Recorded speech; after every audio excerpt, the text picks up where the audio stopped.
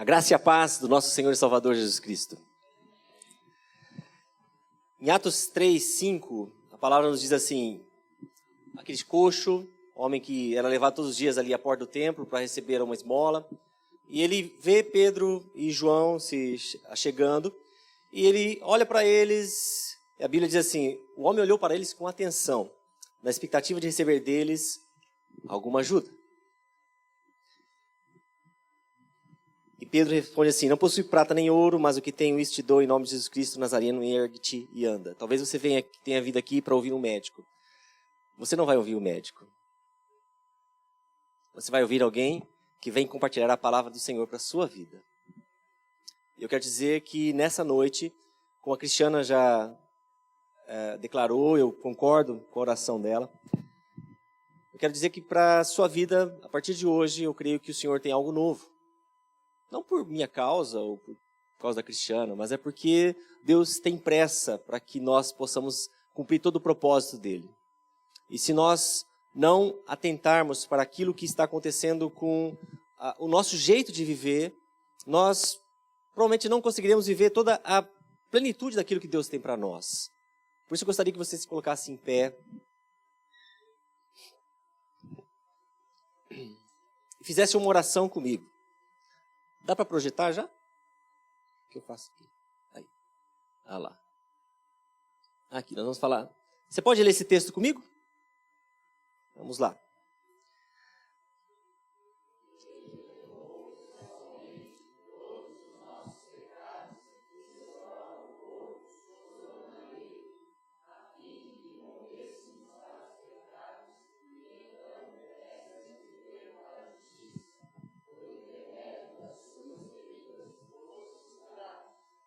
Amém?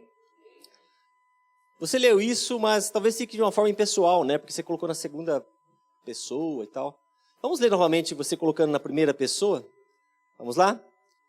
Ele levou pessoalmente todos os meus pecados em seu próprio corpo sobre o madeiro, a fim de que eu morresse para o pecado e então pudesse viver para a justiça.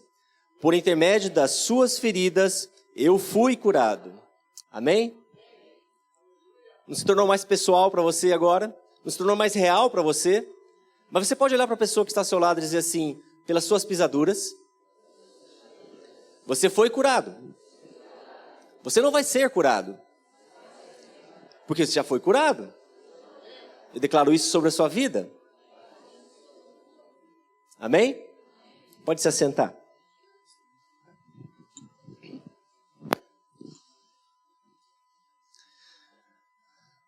Hoje nós vamos falar da palavra de Deus de uma forma um pouco diferente. É claro que eu vou falar de medicina. Eu vou falar, mas só que vai ser de uma forma diferente. Como a Cristiana falou, quando nós começamos Deus começou a ministrar em nossas vidas, eu estava fazendo já medicina ortomolecular. Eu comecei a ver que tudo aquilo que eu estava estudando, e a medicina ortomolecular tem esse aspecto de você cuidar do seu estilo de vida. Então eu comecei a ver que tudo aquilo que eu estava estudando, os estudos, os artigos que estavam saindo, mostravam que aquilo que estava na palavra de Deus era a realidade para hoje. Só que nós temos que entender que a Bíblia está escrita, às vezes, numa linguagem tecnológica própria para aquela época. E quando eu comecei a olhar, eu comecei a ver, puxa, eu posso trazer essa palavra para a nossa linguagem. E foi isso que nós fizemos no Metanoia. Porque eu comecei a entender que o Senhor tem um padrão para o seu povo. Nós temos que entender uma coisa muito importante. Quando Deus fala no Velho Testamento para as promessas para o povo de Israel, a relação de Deus com o povo de Israel era de um senhor para um servo. Concordam comigo? Agora, você não está mais na antiga aliança, você está na nova aliança. E a sua relação muda de senhor para servo, para pai e filho. Se Deus tratava aquele povo de uma forma tão cuidadosa, imagina o que ele faria para o seu filho. Quem é pai aqui? Se teu filho te pede alguma coisa, você vai fazer algo que vai machucá-lo? Você vai fazer com que ele fique doente? Não ouvi. Então, um dos conceitos que existe é que, puxa, se alguém fica doente, a gente fala assim, é a vontade de Deus. Já ouviu essa frase? Sim ou não? Deus permitiu. É a vontade de Deus. Mas a palavra nos diz que, em 1 João 3,8, Jesus veio, o Filho de Deus se manifestou para destruir as obras do diabo. Então, quando nós olhamos para a doença, a gente tem que primeiro mudar o nosso paradigma, porque nós achamos que doença é de Deus, ou é a vontade de Deus. Doutor, mas Jó, olha a história de Jó, Deus permitiu que ele ficasse doente. Satanás trabalhou sobre uma legalidade sobre a vida de Jó. Jó 3,25 diz assim, exatamente aquilo que eu mais temia desabou sobre minha cabeça, e o que mais me dava medo veio me assombrar. Doutor, mas tem a história de Paulo. Paulo tinha um espinho na carne. Em nenhum lugar da Bíblia diz que o espinho na carne era uma doença. Nenhum lugar. Mas nós podemos ver algo interessante. Números 33:55 diz assim, Porém, se não desapossares diante de vós os moradores da terra, então os que deixardes ficar ser-vos-ão como espinhos nos vossos olhos e como aguilhões nas vossas ilhargas, e vos perturbarão na terra em que habitardes. E aí Paulo fala em 2 Coríntios 12:7. E para que não me ensoberbecesse com a grandeza das revelações, foi-me posto um espinho na carne, que não era doença. Ele continua dizendo assim, mensageiro de Satanás para me esbofetear, a fim de que não me exalte. Você vai ver que Paulo, em todas as cidades em que ele ia, o que acontecia com ele? Perseguição. Não estamos falando de doença, estamos falando sobre outra coisa. Então nós começamos a ver que doença não faz parte do projeto de Deus para a sua vida. Amém? Ok. E aí você vai falar assim, doutor, mas, puxa, e aquela passagem que fala sobre a mulher que Jesus curou no sábado? Jesus diz assim, sendo assim, por qual motivo não se deveria libertar em dia de sábado dessa mulher, uma filha de Abraão, a quem Satanás escravizava por 18 anos? Está dizendo que Deus escravizava? Então deu para entender o que nós estamos falando aqui? Nós estamos conceituando para você qual que é a vontade de Deus para a sua vida. E nós vamos ver isso em Deuteronômio 7,15. O Senhor afastará de ti toda enfermidade. Amém? Então você pode dizer assim, o Senhor afastará de mim toda enfermidade. E aí o texto continua, Salmo 103:3. Ele é o que perdoa todas as tuas iniquidades e que sara todas as tuas enfermidades. Ou seja, quando você declarou ali em 1 Pedro 2,24, você está tomando posse de uma realidade que já foi comprada por você ali na cruz. Você compreende isso? Feche seus olhos. Senhor, nessa hora nós estamos reunidos aqui em Teu nome. Nós queremos te agradecer porque o Senhor veio para destruir todas as obras de Satanás sobre as nossas vidas. E nós cremos, Senhor, que nessa noite já está sendo derramado a Tua unção de cura, o Teu óleo de cura, sendo derramado aqui sobre essa igreja, sobre esse local, porque Tua palavra nos diz, onde 2 ou 3 estiverem reunidos em meu nome, ali eu estarei, e onde o Senhor está, Satanás não pode ficar. Então todo espírito de enfermidade bate em retirada agora em nome de Jesus. Todo espírito de surdez e cegueira espiritual vai embora agora em nome de Jesus. As nossas mentes estão abertas, sobre a nossa mente já está liberada a mente de Cristo, por isso nós recebemos a Tua palavra, nós entendemos a Tua palavra, ela faz morada em nosso coração e ela vai frutificar a 30, 60 e 100 por um. Eu libero sobre a vida de cada irmão que está aqui, a unção de cura, a saúde do reino sendo liberada sobre a sua vida e sobre a sua família agora em nome de Jesus. Amém e amém. Amém? Ok, então continuando, nós vemos que esse é o padrão que Deus tem para mim e para você. Eu vim para que tenham vida e a vida em...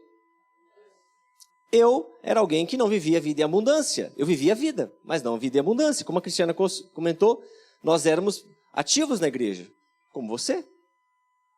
Mas isso não se traduzia em saúde. E eu era médico, sou médico. Pior ainda, estava sendo hipócrita, né? Porque médico fala sobre saúde. E trabalha com saúde, mas eu não vivia essa saúde. Eu era alguém que vivia doente. E eu comecei a olhar e quando eu fiz esse exame, Deus foi muito claro comigo e falou assim, olha, sabe o que você está fazendo? Você está investindo no marido da sua futura viúva. Esse foi o argumento que me convenceu. E eu falei, não, eu quero essa vida em abundância, não quero deixar nada para outra pessoa, não. Eu quero desfrutar, como a palavra diz, todos os dias que eu tenho com a mulher da minha mocidade. Então, eu comecei a olhar, e nós começamos a olhar e buscar na palavra aquilo que realmente era a vontade de Deus para as nossas vidas, nessa área do corpo. Porque você vai ver que nós, como cristãos, damos muita prioridade a espírito e alma. É muito difícil Satanás te atacar nessas áreas. Ele te ataca, mas você vai ter resistência nessas áreas. Porque você ora, você jejua, você dizima, você louva, você estuda a palavra, você está em reunião de grupo de crescimento. Você faz todos esses atos. Então Satanás vai encontrar menos brechas. Então teu espírito e alma, nós cuidamos.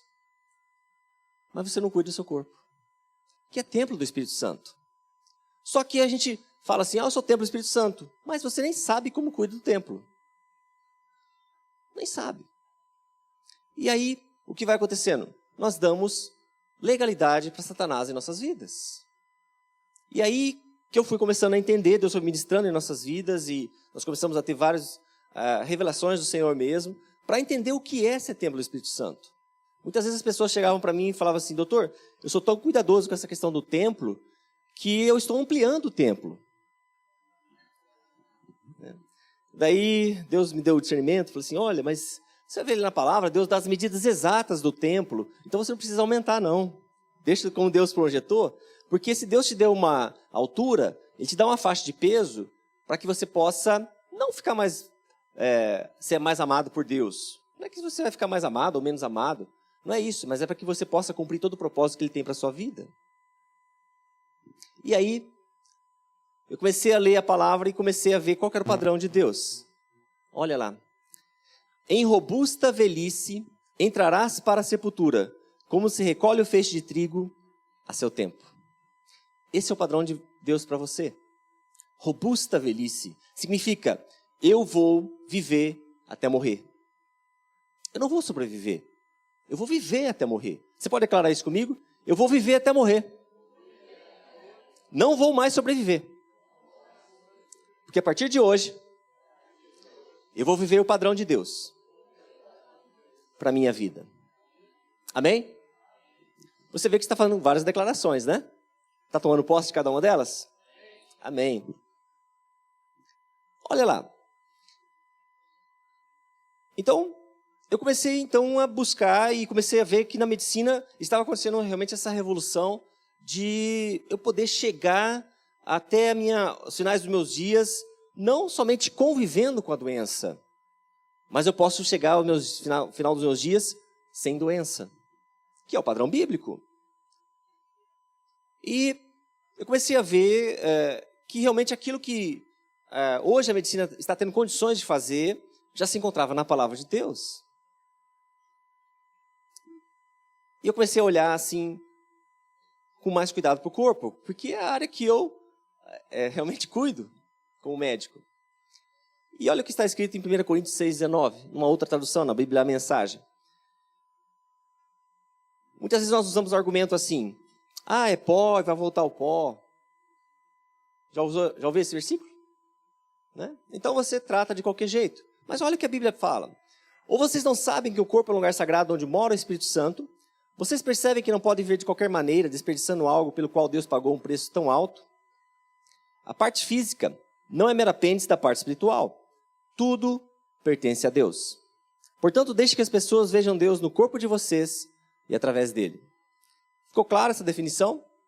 A parte física não é mero apêndice da parte espiritual. Não adianta você achar que se você está cuidando bem de espírito e alma, mas você não cuida bem do seu corpo, que você vai ser alguém imbatível.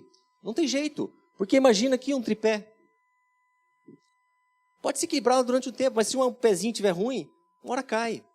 Muitas vezes você acha que situações que você está passando na sua vida é demônio. Mas às vezes não é demônio, é hormônio. É hormônio. Eu vou te explicar isso para você daqui a pouquinho, sobre quando nós entrarmos mais nesse assunto. Mas muitas situações que você está passando, sofrendo, muitas vezes não são espirituais ou ataques, são físicas. E você ora, jejua, busca, e às vezes não encontra a resposta, e você acha, o que eu estou fazendo de errado? Porque nós não temos esse entendimento do que é ser templo do Espírito Santo. Eu comparo o nosso corpo a uma Ferrari. Dá para ver bem aí? Ok, então uma Ferrari, por quê? Nosso corpo é a obra-prima da criação. Obra-prima. Nós somos os únicos seres criados que foram moldados pelo Senhor. Todos os outros foram somente pela palavra. Então, posso dizer para você que você tem as impressões digitais de Deus. Quando Deus nos cria, Ele nos dá todas as condições para que você possa viver uma vida em abundância, uma vida excelente, para você dominar. O homem foi criado para dominar. Então, Ele te dá todas as condições para que isso aconteça. E Ele faz com que você durma, você se alimente, você tenha água, você se exercite, você tenha condições de lidar com as situações de pressão. Ele te dá todas as condições para isso. Mas, se eu pego essa Ferrari aí e começo a fazer um mau uso dela, eu vou ter que colocar o melhor combustível nela, colocar lá melhores estradas, fazer todas as manutenções. Se eu não fizer isso, coloco qualquer combustível, ando em qualquer estrada, ando de uma forma imprudente, pode acontecer isso com ela, não pode? Mas uma pergunta, ela continua sendo uma Ferrari?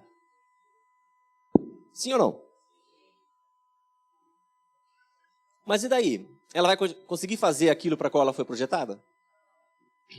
É a mesma coisa que nós fazemos. Quando nós não entendemos o que é ser templo do Espírito Santo e maltratamos e agimos da forma como nós achamos que deve ser, nós fazemos isso com o templo do Espírito Santo. Nós perdemos o propósito. Não conseguimos cumprir o propósito que Deus tem para as nossas vidas. Então eu vou mostrar uma foto de alguém que você vai falar assim, o doutor não sabe nada sobre isso. Eu sei. Isso aí era eu, tá, pessoal? É a foto que minha mãe mais gosta. Mãe sempre acha a gente, quando tá fofinho assim, né? Mas nessa época era a época que eu estava mais enfermo. Como eu falei para vocês, hipócrita, né? Médico e vivendo uma realidade que não era aquilo para qual Deus havia me criado. E era muito interessante porque, na época, os meus colegas de trabalho, um deles tinha tido infarto, outro uma embolia pulmonar, outro uma crise de hérnia de disco, que ele ficou afastado quase 3 meses. O próximo da lista era eu. Eu falei, eu não. Comecei a olhar para a palavra de Deus e buscar e realmente tomar posse daquilo que Deus havia ministrado na minha vida. Mas só que não adianta você só tomar posse. Você tem que colocar em prática. Né? E foi isso que eu fiz. Tá? Então imagina assim, quando a Bíblia diz, você é templo do Espírito Santo, então você recebe uma casa nova, regenerado, casinha nova.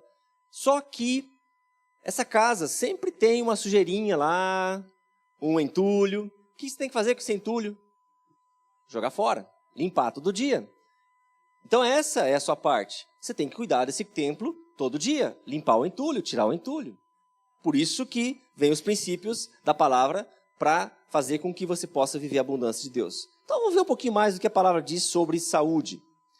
Sobre corpo. Amado, oro para que você tenha boa saúde e tudo lhe corra bem, assim como vai bem a sua alma.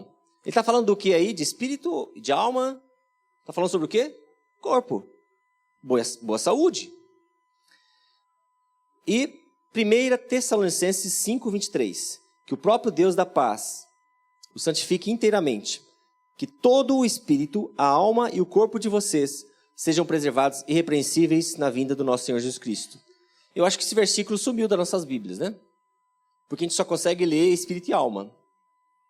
A gente não lê corpo, né? Mas a Bíblia está dizendo que você é um ser triplo, né? Espírito, alma e corpo. Pai, Filho e Espírito Santo. Então, vê essas correlações, né? E a Bíblia diz, preservado irrepreensível, ou seja, eu vou prestar conta dos meus atos a Deus. Eu vou prestar conta daquilo que eu fiz com o meu corpo, com o templo do Espírito Santo. Porque a Bíblia diz isso. Nós prestaremos contas de tudo que nós fizermos diante de Deus. Então, o que eu tenho feito com o meu corpo, com o templo do Espírito Santo? Eu tenho tratado de qualquer forma, eu tenho, ao contrário, trabalhado, cultuado o meu corpo, tem os excessos, né? Então, muitas vezes eu atendo pacientes que fazem a parte de hipertrofia muscular, que concorrem em concursos de fitness e tal. E várias vezes eu cheguei pacientes com uma lesão hepática grave, mas por fora, bem marombadinho, né? Minha avó dizia um ditado assim: por fora bela viola, por dentro pão bolorento, né? Então, são os extremos. São os extremos. Não significa que por você estar hipertrofiado que você também está saudável. Ok? Aí, a palavra nos começa a dar o principal ponto. Não se amoldem ao padrão desse mundo, mas transformem-se pela renovação da sua mente para que sejam capazes de experimentar e comprovar a boa, agradável e perfeita vontade de Deus.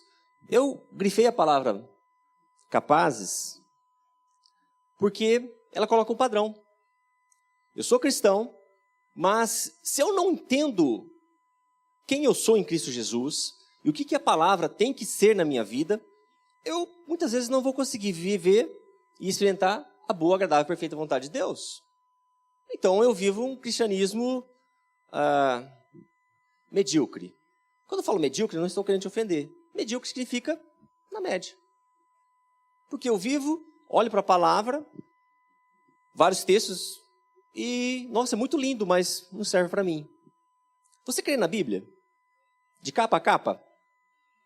Se você crê na Bíblia, ela tem que ser verdade em qualquer aspecto para a sua vida. Inclusive, quando nós falamos de cura. Inclusive, quando nós falamos de padrão de Deus na saúde para a sua vida. Então, eu tenho que crer nisso. Agora, gostaria de fazer uma pergunta para você. Você está vivendo o padrão bíblico de vida abundante? Sim ou não? Primeiro, você sabe qual que é o padrão bíblico de vida abundante? Quando você pensa em que eu posso me espelhar para ser uma pessoa saudável? Quem que você pensa? Quem que vem à sua mente? Pode falar. Seu personal trainer. O Neymar. Ou o Cristiano Ronaldo. Tem uma academia lá, ele faz ozônio, o cara realmente cuida. Ah, não, aquele ator de cinema e tal. Pastor Haroldo. Estou profetizando sobre essa vida, meu pastor. Quem você pensa para ser seu modelo de saúde? Primeiro, como você é conhecido? Você é um cristão, não é isso? Cristão significa o quê? Pequeno Cristo. Quem deve ser seu modelo de saúde? Jesus? Sim? Então por que você não respondeu isso? Sabe por quê? Porque a gente não consegue olhar para Jesus como nosso modelo de saúde. Porque Jesus para a gente parece uma coisa etérea, aquela coisa assim, tá. Porque quando a gente olha para Jesus, às vezes a primeira imagem que vem à sua mente é de alguém muito esquelético, magro, pendurado numa cruz. Como alguém assim vai poder ser seu modelo de saúde? Não é essa imagem que vem, normalmente? Aquela imagem que às vezes tem no crucifixo e tal. Mas, quando nós olhamos para a história de Jesus, nós vemos alguns aspectos interessantes. Primeiro, Jesus era filho de carpinteiro. E era carpinteiro. Uma época em que não havia energia elétrica, ou seja, tudo que ele fazia era no muque, no braço. Então, você pode olhar, quando Jesus passa pelo castigo, pelos açoites, eu não sei se você sabe como que era aquele açoite, se você teve... Alguém assistiu o filme Paixão de Cristo? Aquele açoite era conhecido como unha de gato. Rabo de gato, perdão. E ele tinha ossos e tinha metais ali, né? Normalmente, quando as pessoas já passavam pelo açoitamento, elas já morriam ali. Então, para Jesus aguentar aquele castigo que ele sofreu, ele tinha que ter uma estrutura ósseo-muscular muito forte. E além disso, depois desse castigo, você imagina aquilo arranca. Lembra do filme, mais ou menos? Né? Os ossos dele expostos, ele coloca uma cruz nas suas costas e vai até a cruz. Ou seja, Jesus era alguém sarado. Alguém muito forte. Muita musculatura. Jesus tinha muita musculatura. Para aguentar esse castigo, tinha que ter muita estrutura óssea muscular muito avantajada. Jesus era judeu. Ele só comia coisa boa. Não comia porcaria. Então, se você chamasse Jesus hoje para sair com você, ele não ia tomar Coca-Cola, ele não ia comer Cheetos, aquele chulezinho encharcado, né? Não ia... aquele pastel lá que você gosta de comer, né? Que é requentado no óleo várias vezes e tal. Jesus não ia comer isso, porque Jesus sabia o que ia comer. Ele só comia coisa boa, só aquilo que Deus havia criado. Jesus, quando tinha sono, fazia o quê? Dormia. Quando tinha sede, bebia água. Quando ele tinha algo para fazer, ele ia a pé. Ele não tinha carro, ele ia a pé, ia tomando sol. Vitamina D direto em cima dele. Vitamina D, imagina, hoje nós somos um país tropical, existe uma epidemia de deficiência de vitamina D. Ou seja, as pessoas hoje estão morrendo por várias doenças autoimunes por falta de vitamina D. Não sei se você sabe, mas se você tem uma vitamina D acima de 70 miligramas no seu sangue, você tem uma vacina anti-câncer. Então as pessoas estão morrendo porque não tomam sol. E quando vão no sol, ainda vão com protetor solar. Né? Então você sai da sua casa lá, mora no apartamento, não pega sol, desce na garagem, entra num carro que tem insufilme, vai para o seu trabalho, fica lá numa sala fechada, tomou sol e ainda para o seu protetor solar. Não tem sol. Então Jesus todo dia tomava sol. Jesus andava. Né? Houve um teólogo que fez o cálculo de quanto Jesus andou. Jesus andou mais ou menos 39 mil quilômetros durante todo o seu ministério, sua vida. A linha do Equador, a circunferência, tem mais ou menos 43 mil quilômetros. Jesus quase deu a volta à Terra andando. E Jesus sabia lidar com o estresse. Porque ele não usava as armas que nós usamos. Ele usava as armas que estavam na palavra. Então ele não agia com ansiedade. Ele agia com intensidade. É muito diferente. Jesus resolveu o que tinha que resolver para aquele dia. E descansava no Senhor. É igual o que você está fazendo? Então, eu falei para você qual que é o modelo. Então você pode fechar seus olhos e dizer comigo, a partir de hoje, Senhor Jesus, eu tomo o Senhor como meu modelo de saúde, de cuidado do corpo, porque eu quero viver tudo que o Senhor viveu e disse que eu poderei viver. É em teu nome que eu faço essa aliança. Amém? Amém. Então vamos lá. Vamos falar sobre um homem que eu vou colocar alguns pontos médicos aqui para você entender. Vamos falar sobre Caleb. Está assim em Josué 14, tá? Então os filhos de Judá chegaram a Josué em Gilgal, e Caleb, filho de Jefoné, o canezeu, lhe disse: Tu sabes o que Jeová falou a Moisés, homem de Deus, em Cades Barneia, por causa de mim e de ti. 40 anos tinha eu quando Moisés, servo de Jeová, me enviou de Cades Barneia a espiar a terra. E ele trouxe resposta como sentia no meu coração. Olha aqui, ó, eu grifei isso aqui. Por quê? Porque a Bíblia não diz assim: enganoso é o coração do homem, maldito o homem que confia em outro homem. Como que ele podia dizer assim, como sentia no meu coração? Porque esse cara tinha relacionamento com Deus. Ele não tinha religiosidade. É muito diferente. Ele sabia o Deus a quem servia. E as situações que vinham para ele de prova, as situações de estresse, não o enfraqueciam, na verdade o fortaleciam. Cada vez mais elas davam mais intimidade para que ele conhecesse ao Senhor.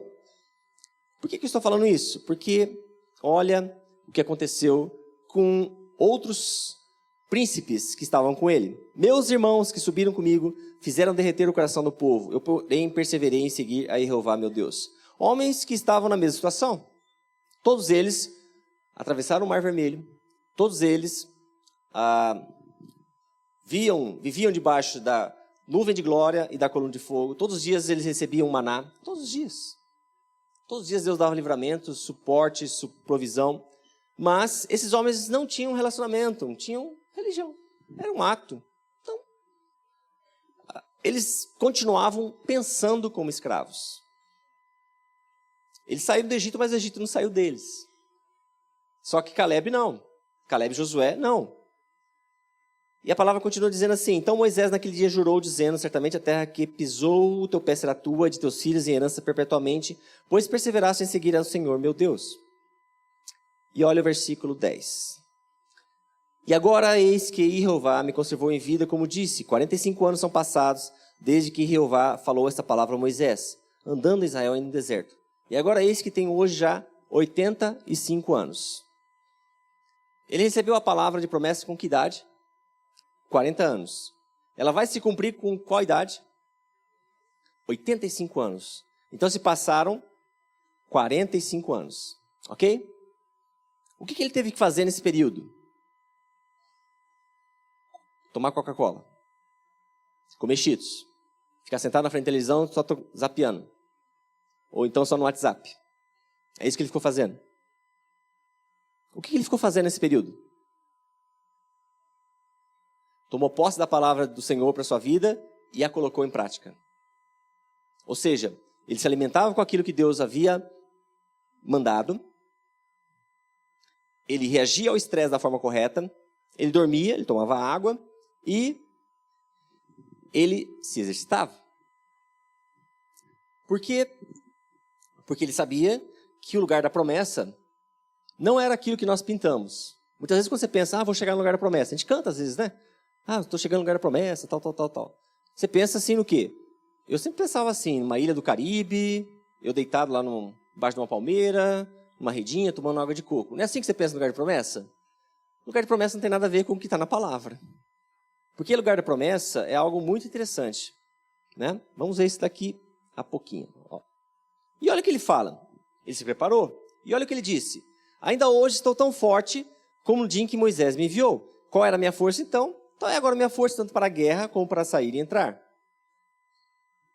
Aqui nós temos um conceito médico. Ele está falando aqui sobre nutrigenômica.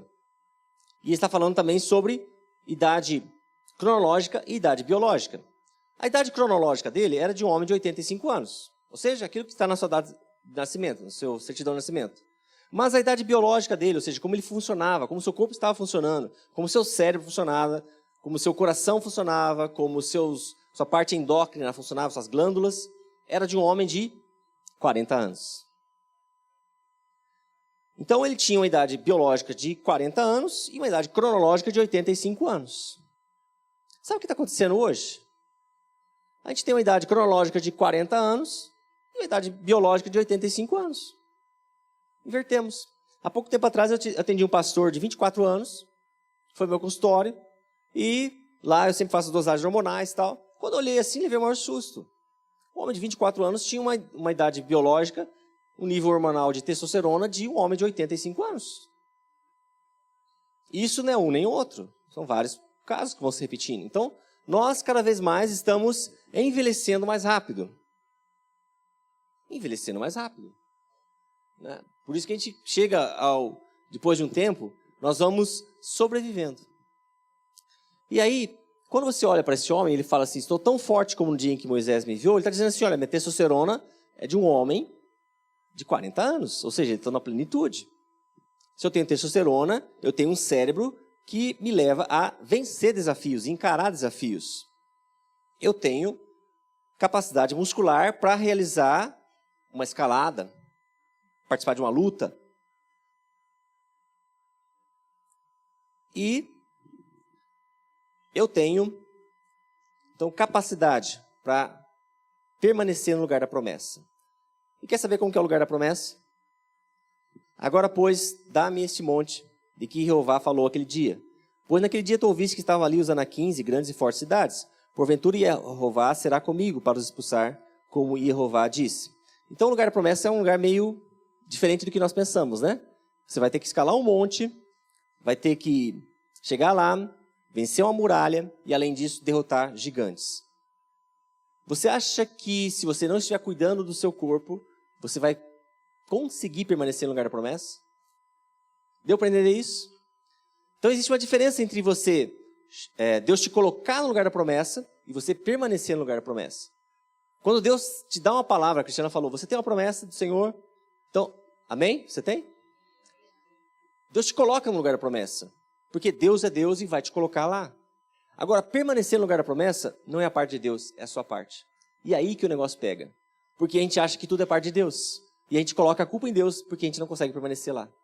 Porque a gente está doente. A gente está enfermo. A gente acha, Deus me colocou lá, e Satanás vem, joga na tua cara isso, e você acha que a culpa é de Deus. E muitas vezes nós começamos a ficar decepcionados com Deus, porque nós deixamos fazer a nossa parte, e Deus já fez a parte dele. Só ressaltando essa parte aqui de Caleb, uma das coisas que Deus fez, logo após atravessar o Mar Vermelho, Deus mostra um novo nome para o povo de Israel. Jeová Rafá. Deus que sara, Deus que cura. Primeiro nome que Deus dá, ou seja, Deus começa a tratar o que naquele povo? Saúde. Uma das primeiras coisas que Deus faz é mudar a alimentação daquele povo. Ele tira toda aquela alimentação do Egito e faz com que o povo coma maná, água e codornizes, certo? O que ele faz? O que nós chamamos hoje de nutrigenômica. É uma ciência que estuda como o seu aporte de nutrientes, seja ele através da alimentação ou de uma suplementação, como isso modula os seus genes. Então, quando eu faço uma alimentação, onde assim, a dieta de Jesus, quando você faz isso, o que você está fazendo? Está ligando genes de prevenção de doenças. Quando você faz a alimentação, essa padrão que nós temos hoje, aquela pirâmide alimentar, já viu aquela pirâmide alimentar? Aquilo é para você engordar, para você ficar gordo e ficar doente, porque a base dela é carboidrato. Então aquilo lá vai fazer você ficar doente, tá? Doutor, mas eu só consumo frutose. A minha Coca-Cola tem frutose. Então você vê frutose, você está achando que você está consumindo fruta, né? Não, frutose é igual esteatose. Esteatose é gordura no fígado. Você já ouviu essa palavra aí do médico? Você tem esteatose hepática? Já ouviu isso? Então, esteatose é gordura no fígado. Então, o primeiro passo para uma hepatite, para uma cirrose e para um câncer no fígado. Então, a gente hoje trocou aquilo que Deus havia criado para a gente por alimentos que vão fazer com que a gente fique doente. Então, nutrigenômica trata exatamente isso. Deus trocou a alimentação daquele povo para que eles pudessem viver o padrão de Deus, ou seja, não ficarem doentes. Aquilo que eu li ali em Deuteronômio, né, no comecinho do texto, Deuteronômio 7,15, o Senhor afastará de ti toda enfermidade. Coisa prática que Deus fez, mudou a alimentação. O que nós estamos fazendo hoje? Nós voltamos a comer a alimentação do Egito. De forma simples é isso. Você começou a comer tudo aquilo que Deus falou, olha, isso não vai ser legal para você. E a gente continua comendo. Só que fala assim, doutor, mas é tão ruim assim? Não é que você vai comer vou tomar um copo de Coca-Cola e vou morrer? Não, não é assim. Lembra aquele ditado? Água mole em pedra dura, tanto bate que fura? É seu padrão, seu estilo. O problema é que o nosso estilo alimentar hoje é um estilo altamente inflamatório, ou seja, gerador de doenças. O texto termina dizendo assim, Josué o abençoou e deu a Caleb, filho de Jefoné o quenezeu, a Hebron em herança. Portanto, Hebron ficou sendo herança de Caleb, filho de Jefoné o quenezeu, até o dia de hoje, porquanto perseverara em seguir a Jeová, Deus de Israel. Ok. Eu gostaria de fazer uma pergunta para você, diante de tudo isso que eu mostrei.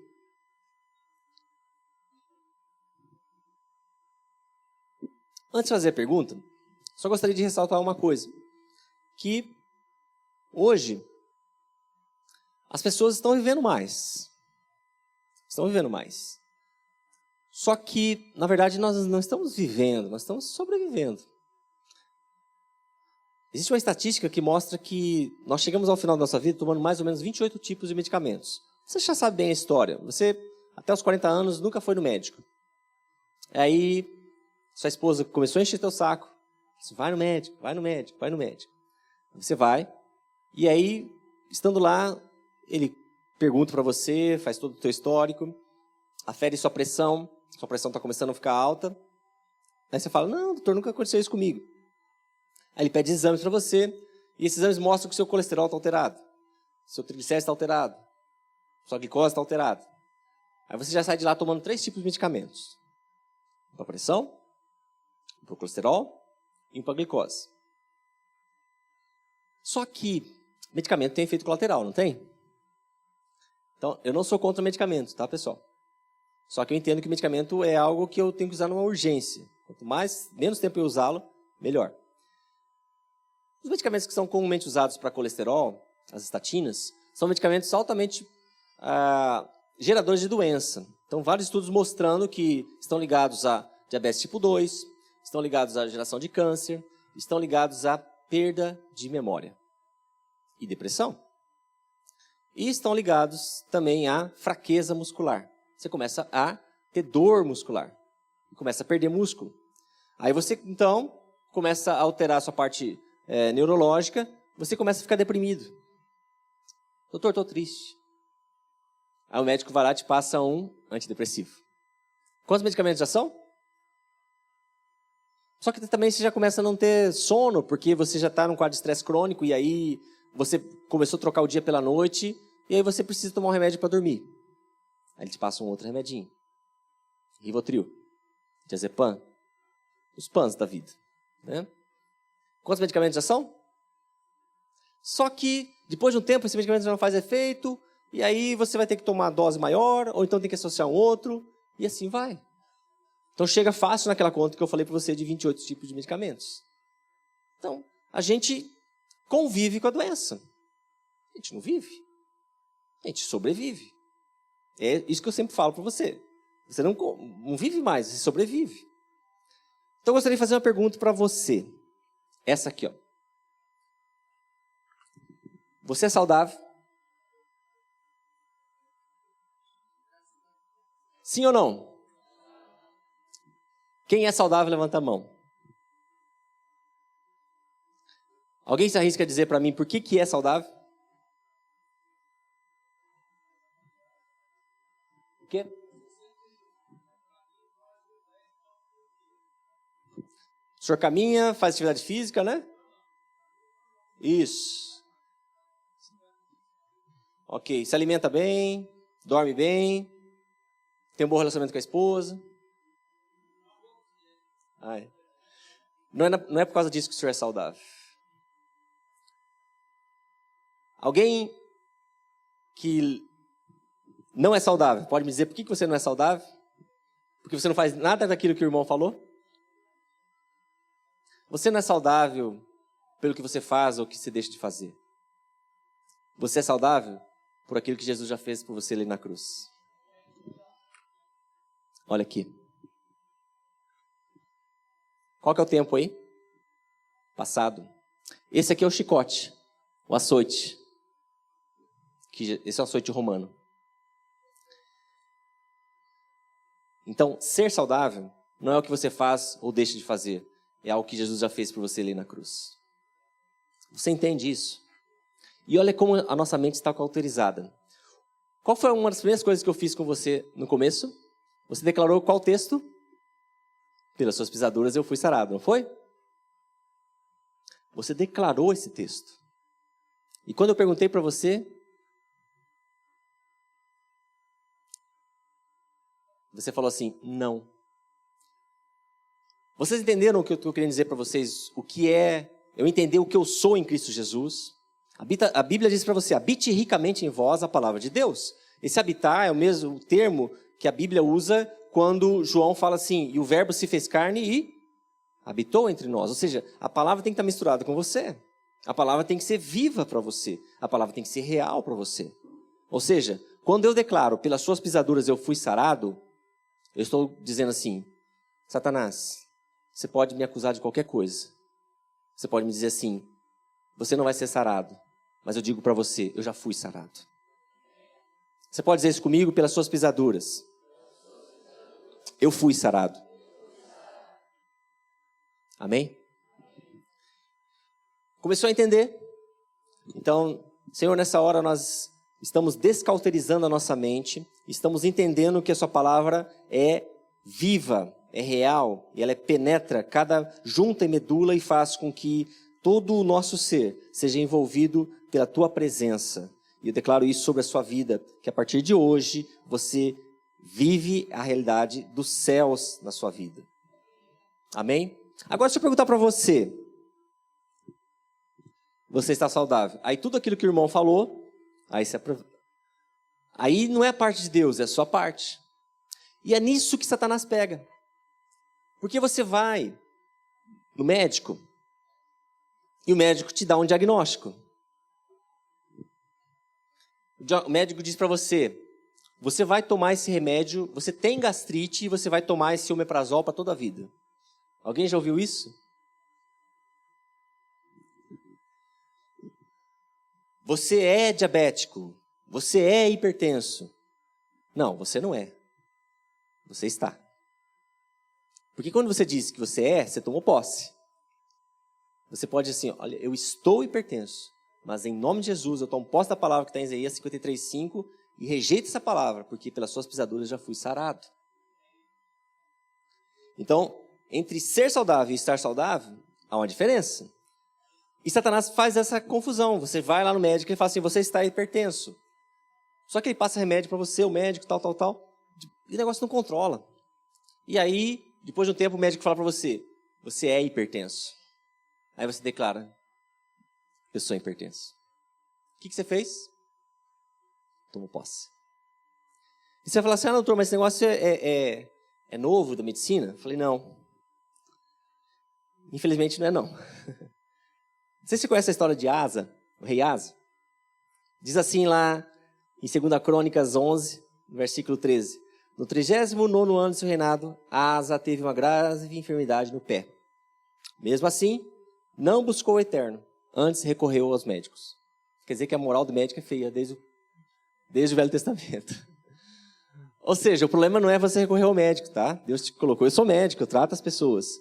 Mas o problema é você aceitar muitas vezes um diagnóstico que vai contra a palavra de Deus. Sempre vá na Bíblia. E se a Bíblia diz que aquilo que está sendo decretado sobre a sua vida é uma palavra de morte, não aceite. Porque sobre você está o Espírito de vida. Entendeu isso, meu irmão? Nós estamos descauterizando sua mente nessa noite, tá bom? Então, doutor, mas por que o senhor está falando isso? Bom, vamos lá, ó. Estudos revelam que o estilo de vida saudável reduz nosso risco de qualquer enfermidade. Qualquer enfermidade é qualquer enfermidade. Qualquer enfermidade. Estilo de vida. O problema nosso é que o nosso estilo de vida hoje é um pouquinho fora do que a palavra nos diz. Mas será que isso está... Doutor, será que isso está na Bíblia? Olha lá. Salmo 91:16. Vida longa eu lhe darei e lhe mostrarei a minha salvação. Bate com o que a Bíblia está dizendo ou não? A Bíblia, quando você vai ouvir muitas vezes aquela história, a Bíblia não é um livro científico. É mentira. A Bíblia é um livro científico, eu estou te mostrando. Tá? Mas o que está acontecendo conosco? Oséias 4:6. O meu povo está sendo destruído porque lhe falta conhecimento. Hoje você tem muita informação. Informação para dar e vender. Você tem muita informação. Talvez você tenha vindo aqui para receber informação. Mas eu não vou te dar informação. Eu vou te dar conhecimento. Sabe por quê? Porque informação, você já está cheio. Só fica aqui na sua mente. Mas agora, a partir de hoje, o Espírito Santo está ministrando sua vida e está transformando essa informação em conhecimento para gerar mudança de vida. Não somente para você. Você não está aqui só por você. Você está aqui por toda a sua família, por toda a sua geração. Eu creio nisso. Eu vou orar por você no final. E eu creio que o Senhor já está liberando a cura sobre a sua vida, porque você já está declarando, nós estamos num ambiente de fé, e nesse ambiente o nome de Jesus é que está sendo exaltado. E por isso, onde o nome de Jesus é exaltado, Satanás tem que, Então, para de informação. Para de ficar só na informação. Hoje nós vamos ter conhecimento. Porque, olha o que tem acontecido. Nosso estilo de vida ocidental não é estilo de vida, é morte. Estilo de morte. É estilo de morte. E nós fizemos de um jeito que nós perdemos o domínio da nossa vida. Nós viramos uma roda viva. Hoje eu estava lendo o livro de Eclesiastes e eu falei, meu Deus, o cara está escrevendo hoje. Né? Aquela coisa de você trabalhar de sol a sol e você não vê proveito. É o que está acontecendo nos nossos dias. Nós trabalhamos, deixamos uma herança, como eu estava falando para vocês, eu estava investindo no marido da minha futura viúva. Ou seja, né? Então a gente não tem mais controle. E é o que está em Provérbios 25, 28. Como a cidade com seus muros derribados, assim é quem não sabe dominar-se. Forte esse versículo, né? E não sei se você sabe. Esse versículo falou muito comigo. Eu não, vou mostrar para você daqui a pouquinho uma figura sobre a célula, tá? Mas olha o que tem acontecido aqui na nossa vida. Aqui nós estamos... Aqui seria mais ou menos uma tradução assim, a curva do intervalo de saúde. Essa aqui é a nossa vida. Como nós vivemos, nosso ciclo de vida. Então aqui, ó, dos 0 aos 20 anos, nós crescemos. Então a nossa capacidade de reserva é 100%, ó, com 20 anos. Aí nós temos normalmente aqui o intervalo de saúde, dos 20 aos 40 anos. Dificilmente você fica doente. E é nessa época que a gente extrapola. A gente faz tudo o que não devia fazer. Porque a gente acha que a gente é eterno. Que a fatura nunca vai chegar do cartão de crédito. Mas chega. E aí, aos 40 anos, nós começamos a degenerar. O negócio começa a pegar. Né? E aí as funções biológicas começam a parar. E hoje nós entendemos que o envelhecimento não é algo assim que nós não podemos trabalhar. Antes tinha esse conceito, eu vou envelhecer, então não tem nada que fazer. Mas hoje o conceito é que nós começamos a ter pausas hormonais e isso gera, então, parada de vários processos bioquímicos, metabólicos, que vão gerar envelhecimento. O problema é que, o que tem acontecido? Cada vez mais a gente está trazendo essa curva para cá. Ó. Lembra que eu falei para vocês do pastor, que tinha 24 anos? E que estava com um hormônio de um homem de 80, né? E aí nós entramos no período das doenças crônicas, Alzheimer, câncer, Parkinson, diabetes tipo 2, infartos, tá? E morremos. Isso é, normalmente, a nossa curva de vida. O que é a medicina convencional? O que nós, como médicos, normalmente fazemos? Lembra que eu falei do texto lá de 2 Crônicas? Nós convivemos com a saúde. Dificilmente nós curamos como médicos. Dificilmente nós curamos. Nós tratamos sintomas. Tá? Um dos grandes avanços da medicina exatamente se encontra aqui, ó. Nesse período aqui, ó. Dos 0 aos 2 anos. Houve uma redução fantástica da mortalidade infantil. Tá? E aí, normalmente, quando você passa dos 2 anos, você vai. Você vai. Tá? Então, foi aqui o grande avanço. Teve outros avanços? Claro que teve outros avanços, mas o grande fator foi aqui. Então, olha lá. Aqui, ó, o intervalo de saúde não muda. E como eu falei, cada vez está estreitando mais. Cada vez mais as pessoas têm ficado doentes. Cada vez mais eu já pego pacientes ali com 24 anos. Tinha uma jovem de 24 anos que chegou com dor. E ela, recém-casada, tinha começado a usar anticoncepcionais. E eu falei, o que está acontecendo? Estou com muita dor, tal. Pedi uma densitometria óssea. O que chegou nessa densitometria óssea de uma paciente de 24 anos? Osteoporose. Com 24 anos. Por quê? Uso de anticoncepcional. Então, a gente está começando a ficar doente. Né? Terceira causa de morte nos Estados Unidos é iatrogenia, doença causada por medicamentos. E aqui, ó. O que estende aqui, ó? Você convive mais tempo com a doença. Convive mais tempo com a doença. Tá? E aí entra aquele fatalismo, né? Ah, Deus quis assim, tal. Né? Isso é, infelizmente, algo muito presente entre os evangélicos. É algo muito presente. Porque a gente cuida do espírito e de alma, não sabe nada sobre cuidar do corpo, come de qualquer jeito, faz jejum errado, não faz atividade física nenhuma. E, quando vem a doença, Deus quis assim. Teve um pastor de 40 anos, homem de Deus, e começou a fazer quadro de Parkinson com 40 anos. Hoje ele vai para a igreja carregado, chora. Por quê? Porque já não consegue nem mais falar, não consegue mais fazer a obra para a qual ele foi chamado, e ele tem chamado ainda, mas não consegue mais. Toma medicamento, vai no hospital. Há pouco tempo atrás eu atendi na instância um pastor de 36 anos. Ele foi lá num dos programas, no Renovo, e nesse programa quem está lá passa em consulta comigo. E eu fiz essa máquina que a Cristiana falou nele. E ali ela avalia para a gente como que está o estresse, ou o que o estresse está fazendo no seu organismo.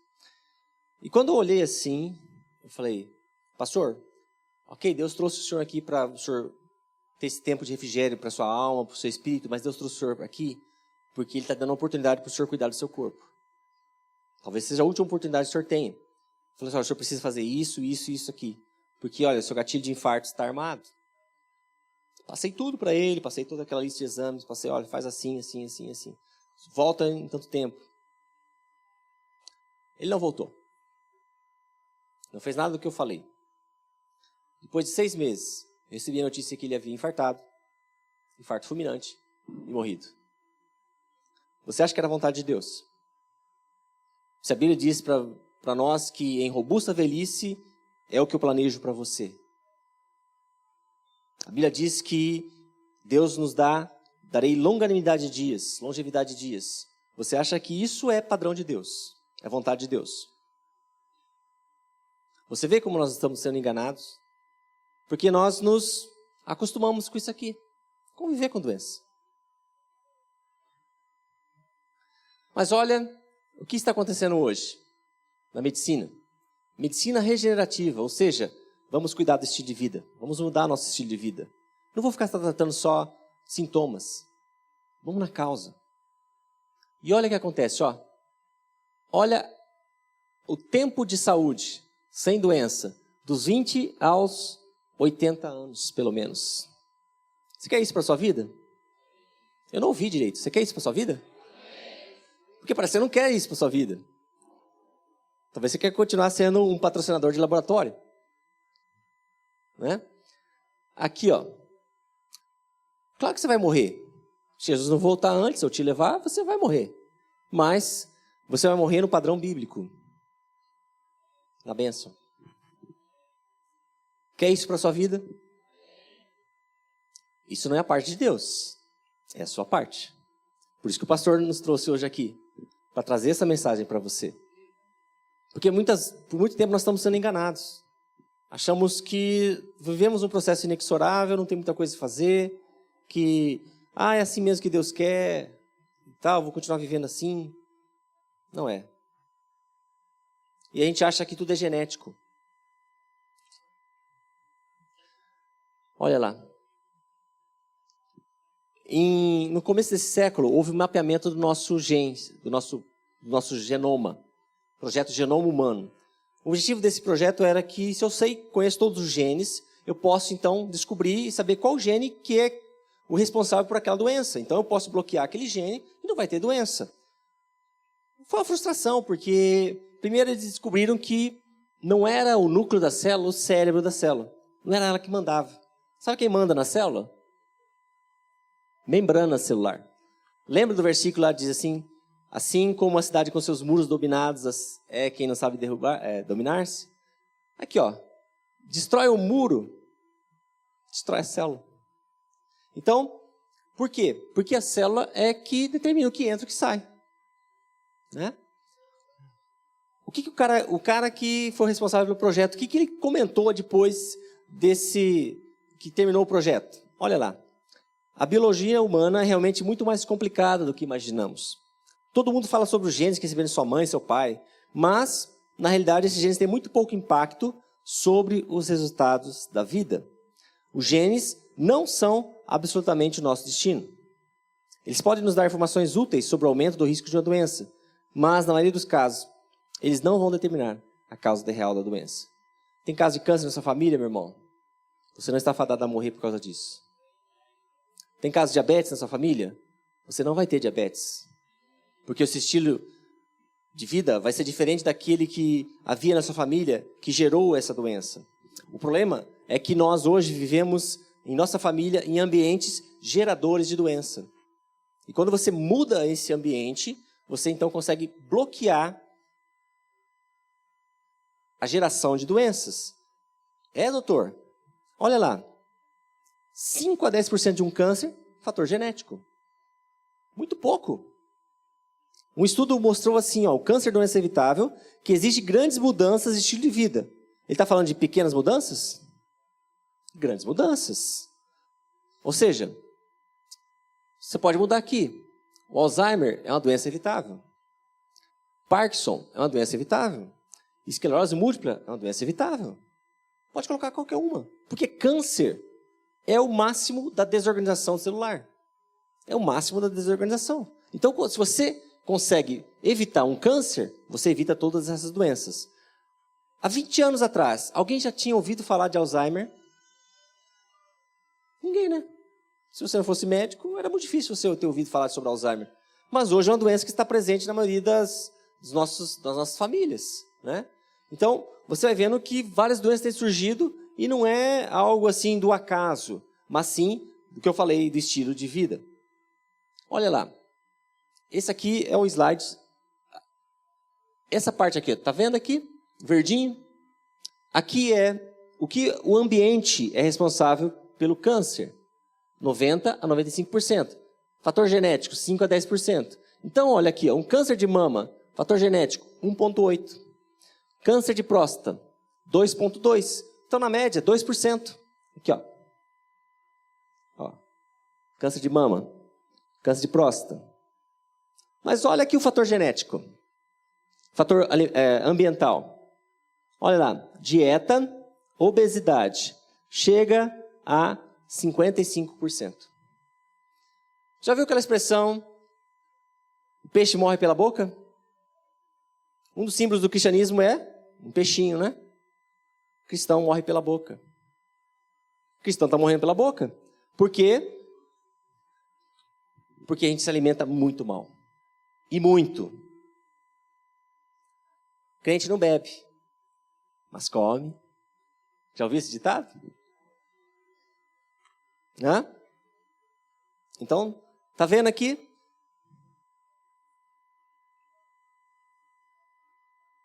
Então, eu posso... Aquilo que eu coloco para dentro, ou me gera vida, ou gera morte. Não tem meio termo. Ou gera vida, ou gera morte. Qual que é a escolha que você vai fazer? O problema é que nós, como cristãos, estamos caindo nessa estratégia de Satanás. Está muito difícil de pegar pela sua vida espiritual e porque você é alguém que cuida das suas emoções, então Satanás investe no seu corpo. Faz com que você coma lixo, porque a grande maioria de nós hoje come lixo. Imagina assim que durante a sua vida passam mais ou menos 60 toneladas de alimento pelo seu tubo digestivo. Se grande parte disso é lixo, porque hoje a gente come mais alimentos industrializados, e quanto mais alimentos industrializados você come, mais você está dando boas-vindas a um exército de toxinas. Tá? E aí isso vai ficar no seu corpo. O organismo não consegue eliminar isso. É lixo. Onde tem lixo, tem doença. Não adianta. Aí você começa a ter sintomas e você começa a tomar um medicamento para combater aquele sintoma. Então você está com uma dor no estômago, você vai lá e toma um remédio, um antiácido. Você está lá com dor nas articulações, você toma um anti-inflamatório. Você está lá com pressão alta, você vai tomar um antihipertensivo, não é isso? Está tratando o quê? Sintoma. Mas a causa continua lá. Você está com falta de magnésio, está com falta de uma desregulação, uma desbiose, uma inflamação do seu sistema gastrointestinal. Você está com uma diminuição hormonal, alteração na tireoide. Está tomando remédio para os seus sintomas. Então a gente vai convivendo com isso. Até aqui está claro, pessoal? Gostaria de falar para vocês sobre por que Satanás escolhe tanto esse alvo. O que eu vou mostrar para vocês não fui eu que criei não, tá, pessoal? É fruto de uma pesquisa de um cientista da NASA, um cientista aeroespacial, que mexia com computação. E ele começou a estudar o hebraico. E aí, ele começou... Alguém já ouviu aquele livro, Os Códigos da Bíblia? Alguém já leu? Ele começou a entrar nessa linha de pesquisa e ele chegou a uma conclusão muito interessante, que é isso que eu vou mostrar para vocês, tá? Eu acho fantástico isso, porque aqui é a assinatura de Deus mesmo. Aqui nós temos o alfabeto hebraico, ok? Cada letra do alfabeto hebraico tem um valor numérico correspondente. Então é um código alfanumérico, vamos dizer assim, um código computador. Opa. Aqui nós temos a tabela periódica de elementos. Fiquem calmos, nada de Enem. Mas aqui, o que nós vamos fazer? Lembra que eu falei, puxa, a Bíblia foi escrita numa linguagem tecnológica própria para aquela época. Mas hoje nós temos uma outra linguagem tecnológica. Hoje nós temos química, física, astronomia, medicina, biologia. Então será que tem uma correlação entre aquela linguagem daquela época para nós? Será que Deus estava querendo dizer alguma coisa ali na palavra que hoje nós podemos traduzir de outra forma? Sim, tem. Então aqui nós vamos pegar a tabela periódica. Aqui nós temos então hidrogênio, carbono, nitrogênio e oxigênio. Ó. Aqui, ó. Qual o valor que nós vamos usar de referência? Aqui embaixo nós temos a massa atômica. É esse valor que nós vamos usar de referência, tá? Massa atômica. Bom, aqui, ó, nós temos o nosso DNA. Esse é o nosso DNA. Aqui é o filamento de vida. Olha que interessante, parece uma molinha, né? O DNA é composto esses 4 bases que nós chamamos aqui. E o DNA é composto de 4 substâncias. Nitrogênio, oxigênio, hidrogênio e carbono. Só isso. Seu DNA não tem ouro, não tem prata, não tem chumbo, nada disso. Interessante que o DNA é uma forma de uma molinha, né? Tem um estudo que mostra, cientistas russos fizeram esse estudo, em que colocaram o nosso DNA, colocaram o DNA e fizeram um estudo, mostrando assim, quando você coloca palavras de gratidão, ou uma música de louvor, ou uma oração, esse DNA, ele estica. Então, quando você vai fazer a leitura, gruda aqui o RNA, faz a leitura certinha. Sabe o que acontece quando você murmura? Quando você reclama? Ele encolhe. Não faz a leitura correta. Sai a estrutura defeituosa. Aí começam a acontecer as mutações. Então, meu irmão, quando a Bíblia diz para você, quando a Cassiane diz para você, então louve, está sofrendo louve, precisando louve, não importa louve, seu louvor invade os céus, ela está cantando a verdade dos céus.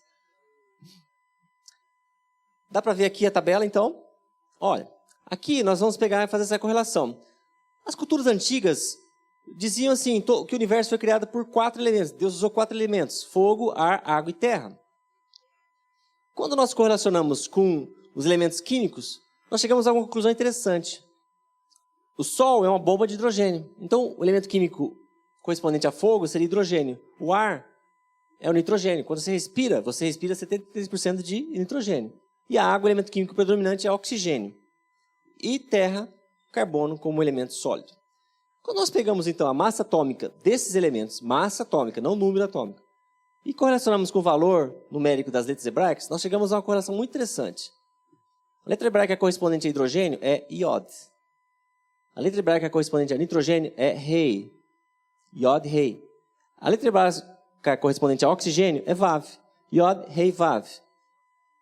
3 letras do nome sagrado de Deus. Lembra quando eu coloquei o texto de José 14, que estava Yehová? 3 letras do nome sagrado de Deus, correspondente a 3 elementos químicos, que, por coincidência, são 3 gases. Você vê gás? Você pega gás? Corresponde ao nome de Deus. Você pode ver Deus?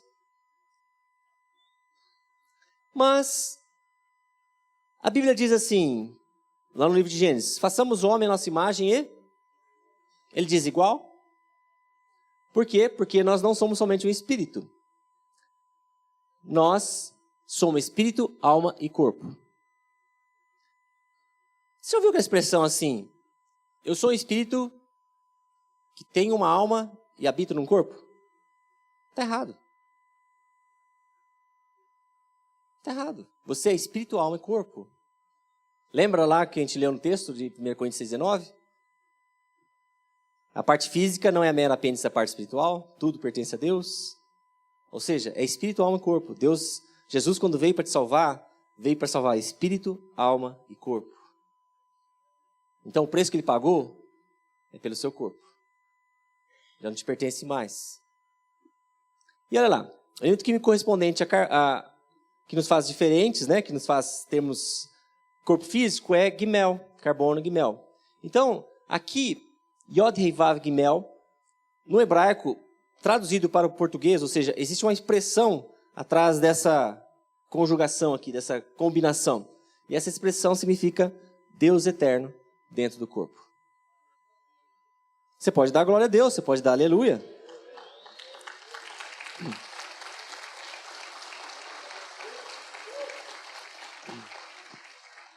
Isso não fui eu que criei, não foi um cristão. Foi um cientista aeroespacial, ou seja, a ciência está descobrindo Deus. Ciência, não existe guerra entre fé e ciência. A ciência surgiu para descobrir tudo aquilo que Deus havia criado, todos os mecanismos. Essa guerra é falsa para fazer você pensar que o cristão tem que ser alguém ignorante. A Bíblia diz assim, seja o vosso culto racional.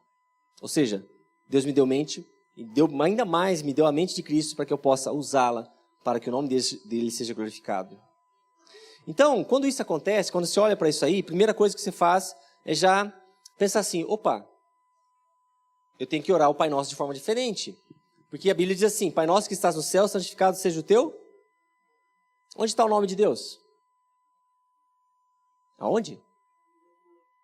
Então, se está dentro do meu corpo, quem que tem que ser santificado primeiro? Eu. Entenderam? Isso é o cumprimento de uma promessa que está ali em Neemias 1:9. Está escrito assim, ao lugar que tenho escolhido para ali fazer habitar o meu nome. Esse lugar não é mais ali o templo que os judeus querem reconstruir em Jerusalém. Não é lá o templo de Salomão em São Paulo. Esse lugar é você. Olha que está. Então você pode dizer comigo, eu sou o lugar que Deus escolheu para ali fazer habitar o seu nome. Então, meu irmão, é você. E a estratégia de Satanás é profanar esse templo. É o que ele fazia no Antigo Testamento. Satanás só copia, né? Só reproduz um padrão. O que ele fez, Manassés? Ele não destruiu o templo, mas ele colocou postes ídolos lá no templo. Profanou o templo. Então, a estratégia de Satanás usa, vou profanar o templo. Então, ele te dá, assim, faz a estratégia para que nós consumamos lixo, e aí nós ficamos doentes, e aí começamos a tomar medicamentos para tratar esse lixo, mas só que a coisa só piora, e aí nós morremos. Antes do tempo. Tá? Vou falar para vocês, então, sobre como é o terreno que surge essa estratégia de Satanás. Qual que é a principal arma? Isso aqui, ó. Estresse. Estão cansados? Dá para eu continuar? Não foi muito convincente. Eu coloquei essa figurinha aqui, ó, do dominó, para você entender como que é o negócio. Eu tenho um padrão no meu organismo. E se eu começo a alterar esse padrão de resposta ao estresse, eu começo a ter consequências em todo o meu organismo. Então, o que é estresse? Existe uma diferença entre estresse fisiológico e estresse crônico. O que é estresse fisiológico? É uma reação natural a uma situação de perigo. Perigo real. Então, o que estresse é? Olha, reação de medo. Diga assim, reação de medo. Quando você está numa situação de perigo real, o primeiro padrão do seu organismo é medo. E se eu tenho medo, o meu organismo vai fazer assim, ou eu luto, ou eu fujo. Tá? O seu organismo vai fazer isso aqui, ó. Fase 1. Ele luta ou foge. Então o seu organismo se prepara para isso. Você aumenta a descarga de adrenalina, de cortisol, noradrenalina. Então você começa a respirar rápido, seu coração bate mais rápido, sua musculatura fica tensa. Então você faz coisas que você nunca faria. Você levanta peso que você nunca faria, né? Você vê na televisão aqueles casos de salvamentos assim. Então é exatamente essa situação. Tá vendo o ratinho aqui, ó? O que ele tá fazendo? Fugindo, tá? Então é um perigo real, eu vou morrer, então eu preciso fugir. Aí o que acontece? Passou o perigo. Meu corpo, então, relaxa. Fase 2. Esse é o padrão de Deus para você. Esse é o padrão de Deus. Só que o que está acontecendo nos nossos dias atuais? Você não vive mais situações de estresse, você vive uma vida de estresse. Aí, aquilo que foi criado para te proteger começa a te destruir. Então Deus te dá uma ferramenta para você se proteger, mas aquilo está sendo usado para te destruir, tá?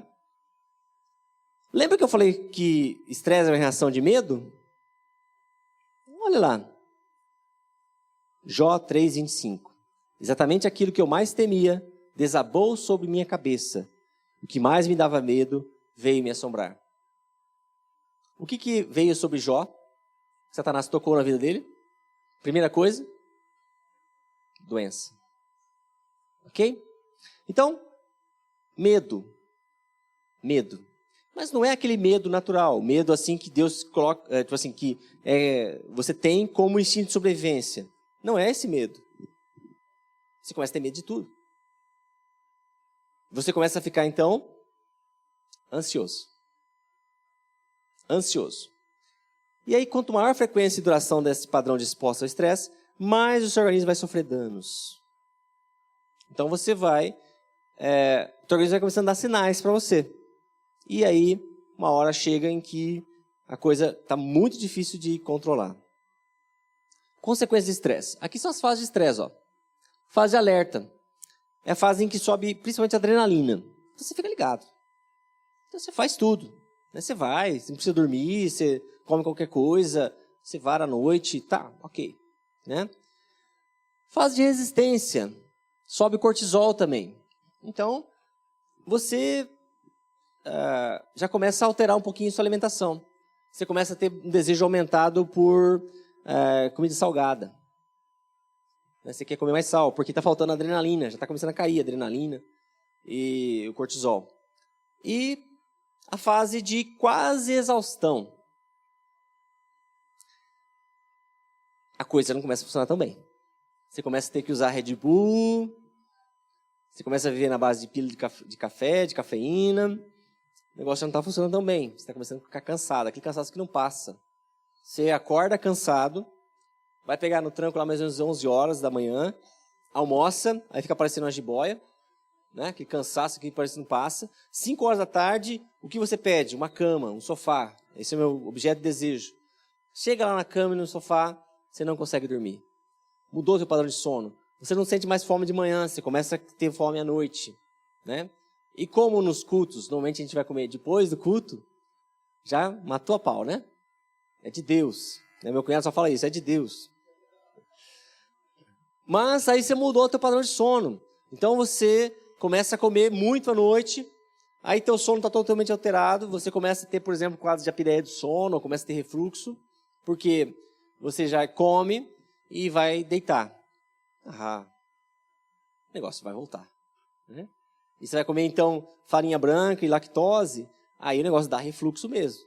Ah, não, doutor, o problema é o café. Não, às vezes é o café, o leite que está no café lá, né? Que está dando problema de refluxo. E aí você começa a ter aquele cansaço, começa a ficar doente com mais facilidade. Poxa, eu nunca tive quadro alérgico, comecei a ter quadro alérgico. Nas mulheres é muito comum um quadro de candidíase, quadro de herpes, infecções urinárias. Tudo isso está relacionado a estresse. Então, o organismo está dizendo, olha, eu estou doente. Estou doente. E aí chega na fase de quase exaustão. Vocês lembram aquele desenho que tinha do Pernalonga, daquele gambazinho que corria atrás da gatinha? Alguém lembra? Alguém é da minha idade aqui? No começo, a gatinha estava toda, né, ativa e tal, conseguia fugir e tal. Mas no final, ela estava encostada num canto, com o coração assim, ó, disparado, e fazendo assim. Ela não tinha força nenhuma. Nessa fase, você chega no ponto em que há alterações psíquicas. Você começa a ter uma alteração no seu padrão mental. Começa a ter alteração de neurotransmissores. Baixou serotonina, baixou GABA, baixou dopamina. Então, você quer ficar num canto, hibernando. Não quer ver ninguém, porque você também não tem forças para fazer nada. Você começa a ver tudo cinza. Você começa a ter uma TPM muito intensa.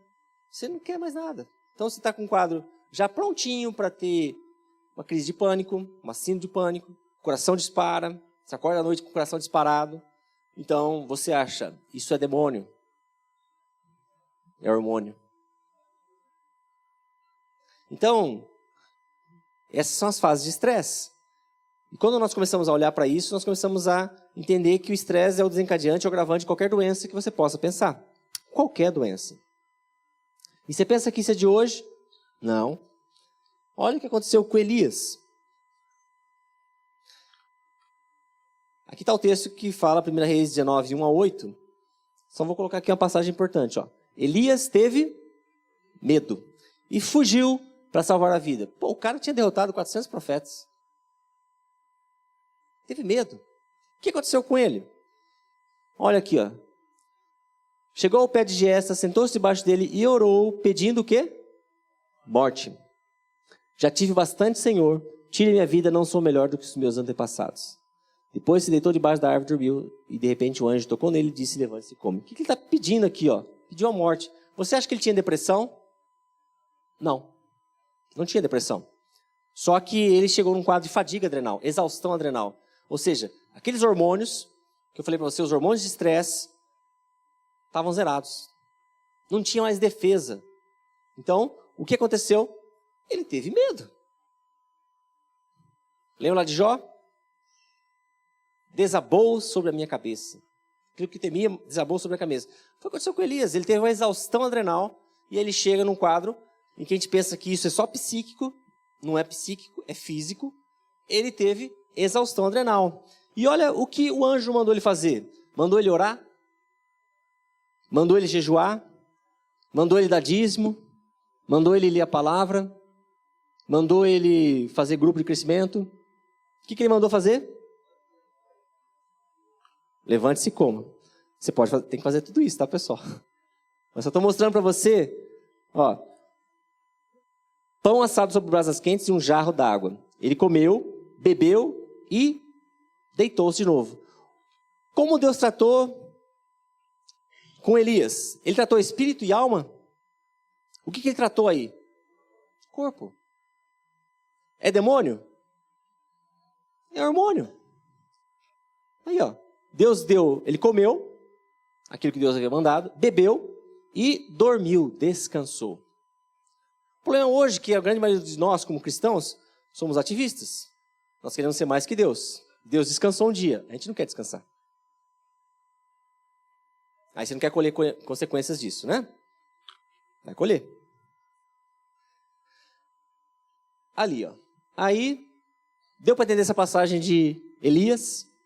Exaustão adrenal, ok? Alguns desses sintomas estão acontecendo com você, então você provavelmente está num quadro de exaustão adrenal.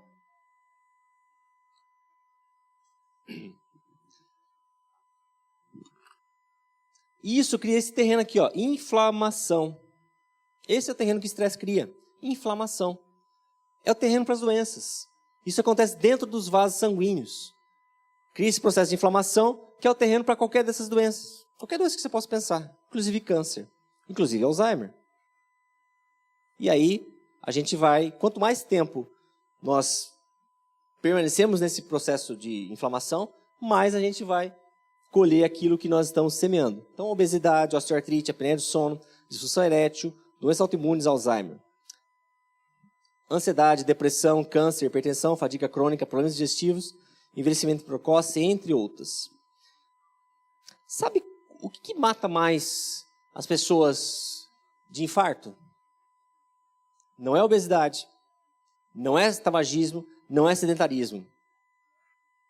Estresse é o fator mais importante para eventos cardíacos futuros.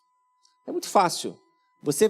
Lembra que eu falei do médico lá? Que você foi lá, fez tudo que o médico falou, fez regime, perdeu peso, está fazendo atividade física, então reduziu todos os seus níveis de colesterol, glicose, melhorou seu perfil de hipertensão, só que você continua reagindo ao estresse da mesma forma. Da mesma forma. Aí o que acontece? Você está lá um dia, recebe uma notícia no WhatsApp, sei lá, uma ligação, e aí você tem uma arritmia e infarta. E morre. Teve uma historinha que eu li hoje, de um jovem que passou numa faculdade americana, e ele foi, então, passar como calouro, né, pelos trotes. E nesse trote eles amarraram esse jovem, e vendaram seus olhos e colocaram ele numa linha de trem. E ele falaram, olha, o trem vai passar aqui. Só que colocaram ele numa linha que já estava desativada. E o trem passou na linha do lado. Quando voltaram lá, voltaram rindo, tal. Quando chegaram lá, ele estava morto. Por quê? Medo. Entendeu? É isso aqui, ó. Estresse. Um estresse agudo. Né? Imagina também o estresse que ele passou para entrar, né? Então já vinha um quadro de estresse. Porque o estresse vai fazendo isso aqui, ó. O nosso coração não tem um batimento monótono. Ele vai mudando. Então você está calmo, seu coração está lá. Tum-tá, tum-tá. Você está agitado, seu coração está lá. Tum-tá, tum-tá, tum-tá. Né? E o estresse vai fazendo o quê? Vai diminuindo essa capacidade de adaptação. Então você está calmo, seu coração está assim. Tum-tá, tum-tá, tum-tá, tum-tá. Você está agitado, seu coração está lá. Tum-tá, tum-tá, tum-tá. Não descansa. A minha mãe, o meu irmão sofreu um quadro que nós achávamos que era um AVC. Ele começou a perder a memória, ficar confuso. E nesse dia nós estávamos morando já em BH e ela estava morando na cidade. E meu irmão começou a ficar confuso, e minha mãe, então, ela estava indo para a casa da minha sobrinha, da filha desse meu irmão. E ali, nesse tempo, ela teve um AVC. Por quê? Estresse. Estresse crônico. Ela começou a pensar, o que vai acontecer com meu filho? O que vai acontecer com meu filho? O que vai acontecer com meu filho? Teve a mesma coisa que meu irmão. Graças a Deus ela melhorou. Mas só explicando para você como que o estresse vai mudando o jeito do nosso coração funcionar. Mas olha a notícia boa. Deus vem para sarar os quebrantados de coração e ligar-lhe todas as feridas. Essa noite Deus vai sarar o seu coração. Vai recuperar o seu coração. Então todo diagnóstico de morte, de infarto, está cancelado na sua vida em nome de Jesus. Mas olha o que o estresse faz também, ó. Eu coloquei minha foto aqui sobre obesidade para ninguém ficar preocupado, nem ficar chateado, tá bom? Mas o estresse, ele faz isso aqui, ó, gordura visceral. Esse tipo de gordura aqui é a pior que existe, porque ela não é só um depósito de gordura, ela é um órgão endócrino. Então ela começa a fabricar um monte de hormônios, um monte de substâncias que vão dizer para o seu organismo, fique doente, fique doente.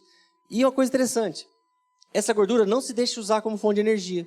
Então se você vai fazer uma dieta, normalmente o que vai acontecer? Você perdi 10 quilos. Você perdeu 6 quilos de gordura, 4 quilos de músculo. Quem faz academia aqui sabe que ganhar 1 quilo de músculo é muito difícil, né? Então você perde músculo. Por isso que a gente faz uma dieta, fica com pelanca. Por quê? Porque você perde músculo, tá? Então isso aqui vira fator de doença no seu organismo. Aqui que essa gordura visceral que forma o que a gente chama de esteatose hepática. Uma coisa interessante é que esteatose era uma doença que só era prevalente no grupo de alcoólatras. Mas é uma das doenças que mais cresce entre cristãos. Então a gente diz assim, a gente não bebe, mas a gente tem doença de quem bebe. Tá? Então uma tarefinha para você quando chegar na sua casa. Fita métrica. Então, homens aqui na sua cintura, homens têm que ter no máximo 94 centímetros, mulher no máximo 80 centímetros. Ok? Acima disso, cada centímetro acima, aumenta em 2% a chance de uma doença cardiovascular. Ah, doutor, só 2%? Mas coloca aí, você está com, de 94, você está, por exemplo, com 114. Né? Você vê quanto vai somando, né? Então aumentou aí 20 centímetros. 20 vezes 2, você aumentou em 40%. Tá? Então a fita métrica é a sua ressonância, que você pode portátil, tá bom? Então compra uma fita métrica e tenha na sua casa, leva lá e use ela como sua ressonância. Aqui, olha o que está acontecendo hoje. Ó. Nós vivemos uma epidemia de obesidade. E o pior, que a nossa geração vai ser a geração em que a primeira geração em que os pais vão enterrar seus filhos. Não por causa de guerras, de desastres naturais, mas por causa de estilo de vida. Então, não existe nome para isso. Quando uma esposa perde o marido, ela é uma viúva. Quando um filho perde os pais, é um órfão. Mas quando os pais perdem os filhos, não tem nome, é antinatural. Mas é isso que nós estamos fazendo com os nossos filhos. Não é projeto de Deus. Estresse crônico e hormônios sexuais. Então, pensa assim, o seu organismo encontra-se num dilema. Se ele está num quadro em que ele tem de medo, ele tem que lutar ou fugir. Ele tem que sobreviver, não é isso? Se ele tem que sobreviver, ele não vai reproduzir. Deu para entender isso? Então ele deixa de produzir hormônios sexuais. Testosterona, estradiol, estriol, estrona, progesterona. Deixa de produzir. E aí começam a haver alterações nas mulheres, problemas menstruais. Então começa a ter alteração no ciclo, hemorragias, começa a ter cólicas intensas, começa a ter maior retenção hídrica.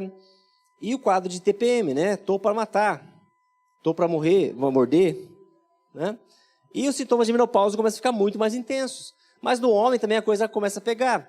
Começa a ter a questão de disfunção erétil, começa a ter alteração em próstata, né? Então começa a haver alterações. E uma das coisas bem importantes, aqui, ó, tá vendo essa barriga aqui? Isso aqui produz hormônio. E ele começa a alterar o hormônio masculino. Começa a converter a testosterona, que é o hormônio masculino, em estradiol, hormônio feminino. Então, a maioria dos homens começam a ter uma queda nos seus níveis hormonais. Então, quanto maior sua cintura, meu irmão,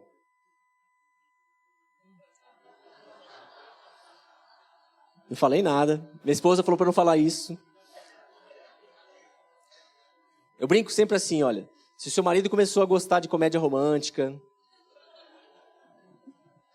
começa a chorar quando vê uma propaganda de criança, então leva ele no médico, fala assim, doutor, dosa a testosterona do meu marido, dosa estradiol, que é o hormônio feminino, tá? Pode anotar esse nome, não vai dar nome do seu filho de estradiol, mas... Tá, então, tá vendo essa alteração, tá? Então, por isso que, por exemplo, a minha geração já tem 50% menos espermatozoides que a geração do meu pai. É uma tendência que está acontecendo. Provavelmente vai acontecer um ponto em que os homens vão se tornar inférteis, né? E isso é algo que está acontecendo, uma diminuição do número de espermatozoides. Por quê? Diminuição de testosterona, aumento do estradiol. E isso aumenta muito o risco de câncer de próstata. Quanto mais alto o estradiol no homem, maior o risco de câncer de próstata. Tá? O estresse e distúrbios psíquicos. Se o estresse é isso aqui, ó, a mensagem que está no seu cérebro é perigo, perigo, perigo, perigo, seu cérebro vai funcionar assim. Perigo, perigo, perigo. Vai funcionar assim, não desliga. Primeiro, você reduz GABA. GABA é um neurotransmissor que é mais ou menos assim, como se fosse um interruptor. Então não desliga. Pensamento acelerado. Aquele negócio que você chega na cama e não consegue dormir. Ah, doutor, vou tomar um Rivotril que eu apago. Não, você vai apagar, você não vai dormir, né? É diferente. Você não dorme, você apaga. É diferente, tá? Então o que vai acontecendo? Esses hormônios de estresse, eles bloqueiam no seu cérebro a formação de uma substância chamada GNF, que é fator de crescimento de neurônios. Então o seu neurônio começa a não regenerar. Você começa a perder memória. Você começa a ter quadros de demência. Você começa a esquecer. Puxa, eu esqueci o nome. Ah, como é seu nome? Não. Você começa a esquecer. Você começa a ter quadros, ataques de pânico. Você começa a não conseguir fazer coisas que você fazia normalmente. Ah, eu viajava de avião para toda parte, agora não consigo viajar. Por quê? Porque tem aquela mensagem de perigo, perigo, perigo, perigo. Tá? Então, cria terreno aí para síndrome de pânico, transtorno de ansiedade generalizada, transtorno bipolar. Por quê? Porque a depressão é uma doença inflamatória, começa antes. E aí, nós caímos na questão de estresse crônico e má alimentação. Tá? Isso não é uma sugestão para você sair daqui do culto e comer, tá bom? Se eu estou com medo, eu entendo que eu estou em perigo. Se eu estou em perigo, eu preciso de energia sempre pronta para fugir. É essa a mensagem que está no seu organismo. Mas só que o meu organismo não consegue usar a gordura que já está armazenada. Então, o que eu tenho que fazer? Ele tem que armazenar. Está dando para entender isso? Por isso que eu gostaria de fazer uma pergunta para você. Quando você chega em sua casa, num dia que você teve muito estresse, você vai fazer isso aqui? Eu preciso de berinjela? Não. Sabe por quê? Não é porque você não tem vergonha na cara. É por causa disso, ó. Seu organismo precisa de energia pronta. Aí você vai buscar isso aonde? Gordura e carboidrato. O problema é que nós comemos o pior tipo de gordura e o pior tipo de carboidrato. Entenderam? Aí Satanás pega um jeitinho, porque a indústria alimentícia faz com que você coma mais do que você precisa. É só você pensar naquele slogan. Bis. É impossível comer um só. Você não consegue comer um só. Você vai comer mais do que você precisa.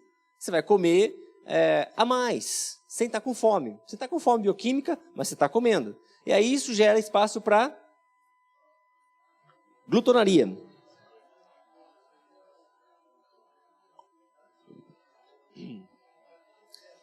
Pode falar sobre isso, pastor? Tá bom. Pessoal, Gálatas 5,13. Vamos falar um pouquinho sobre glutonaria. Por que Deus condena tanto glutonaria? Gálatas 5,13. Vós, irmãos, fostes chamados à liberdade, mas não useis da liberdade para dar ocasião à carne. Antes, pelo amor, servi-vos uns aos outros. Basicamente,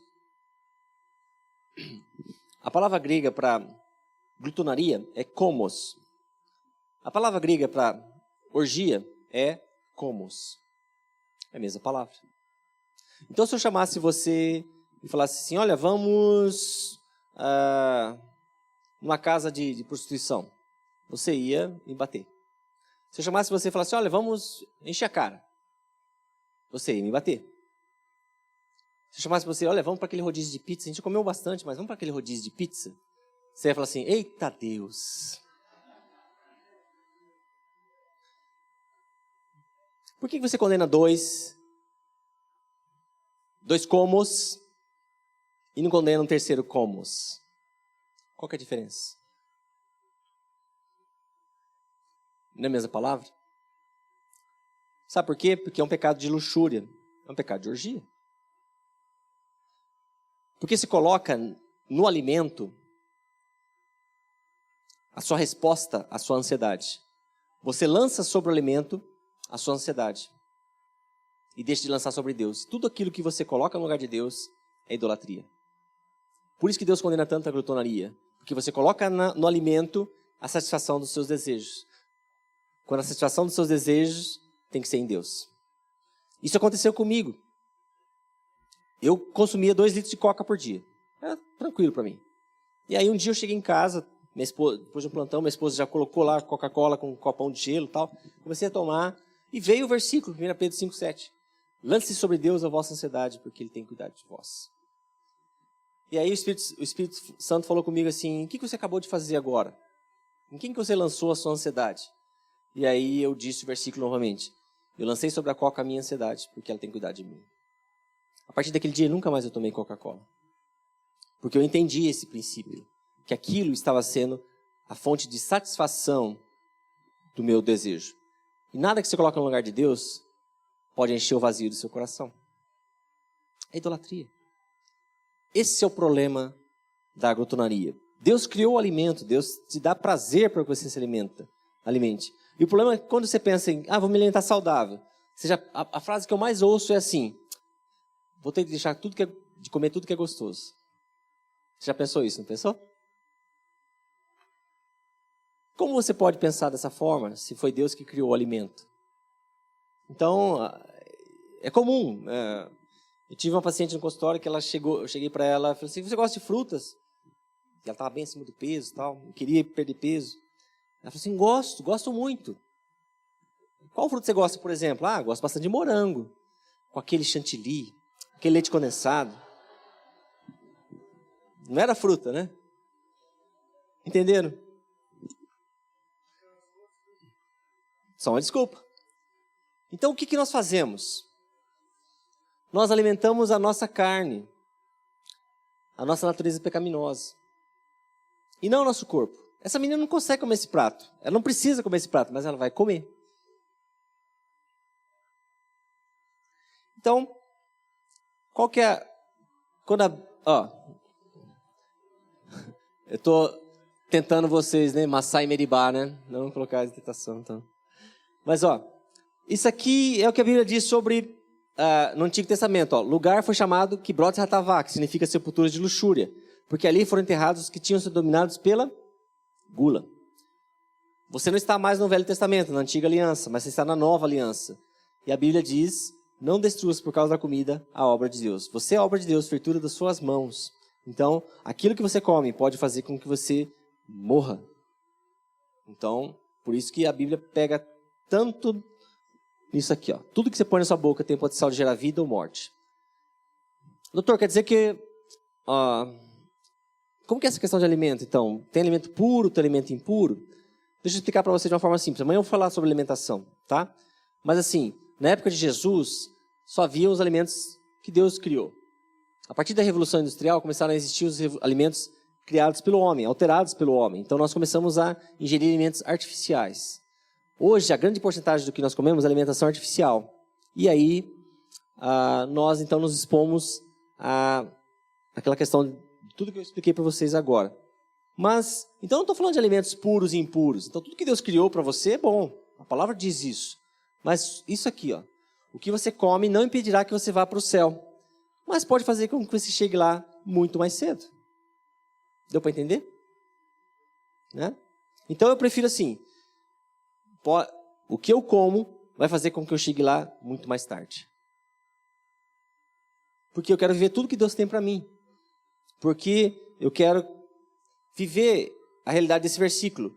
Eu aprendo a apreciar e dar dignidade ao meu corpo, não abusando dele, como é comum entre os que não conhecem nada de Deus. Então, se eu abuso do meu corpo, eu estou tratando... Deus me olha como alguém que está desprezando aquilo que Ele criou. Novamente, você foi chamado para a liberdade. Então, você tem poder de escolha.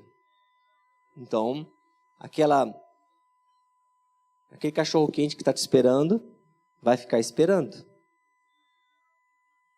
Ninguém falou amém, hein? Ok. Para terminar, vou falar para você, então... Doutor, mas você está falando sobre estresse, mas como que eu vou lidar com estresse? Eu não sei mexer com estresse. Como que o senhor faz? Como que é? O que está na palavra? Vamos ver como que a palavra diz. Olha lá.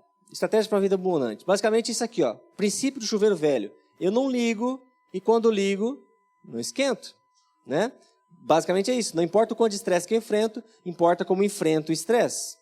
Paulo nos diz em Efésios 4, 22 e 24. Agora é hora de ter um estilo de vida totalmente novo, zerado, uma vida planejada por Deus, renovada a partir de dentro. Uma vida que muda para melhor a conduta de vocês e que faz o caráter de Deus tornar-se realidade em nossas vidas. Então, eu começo a ter um estilo de vida de Jesus. Tá? Jesus disse assim, no mundo tereis aflições, mas tem de bom ânimo. Eu venci o mundo. Ou seja, você vai ter aflição. Você vai ter estresse. Mas Jesus me dá o padrão de como eu reajo ao estresse. Bom ânimo. Então eu tenho uma atitude diante do estresse. O estresse não é para me fazer doente. O estresse não é para me derrotar. O estresse é para me fortalecer e para cada vez mais eu conhecer o Deus a quem eu sirvo. Tiago 1, 2, 3 nos mostra o que significa essa reestruturação. A forma de encarar os desafios. Eu não encaro mais os desafios segundo as minhas sensações, os meus sentimentos ou as minhas emoções. Porque normalmente elas estão deturpadas. Porque está todo alterado a minha bioquímica. Então, eu reajo segundo aquilo que a palavra me diz. E olha o que a palavra me diz. Meus irmãos, sintam-se felizes quando passarem por todo tipo de aflições, pois vocês sabem que quando sua fé vence essas provações, ela produz perseverança. Olha a frase, sintam-se felizes quando você passar por estresse. E hoje, a única coisa que nós não queremos é passar por estresse. Então, você está em luto, você vai tomar um antidepressivo, tomar um ansiolítico. Você não passa mais pelas fases da vida, você não quer mais passar, porque você não quer mais, é tudo agora, eu tenho que me sentir bem, Não é assim. Existe uma grande diferença entre ser triste e estar triste. Não tem aquele cântico antigo que diz assim, não pode ser triste o coração que ama Cristo. triste o coração, queima Deus. Quando a gente canta esse corinho, a gente pensa assim, não, tá errado isso aí, né? Não pode ser triste. Claro, eu estou passando por tristeza, mas não pode ser mesmo. Você pode estar. Lembra que eu falei sobre ser e estar? É essa a diferença. Então, é isso que a palavra está dizendo. Tá? O feliz é diferença de alegria, né? Então, o que Tiago nos mostra? Como nós vamos encarar as situações. Nós pegamos os nossos medos, nossas preocupações, dores e trocamos pelas promessas de Deus.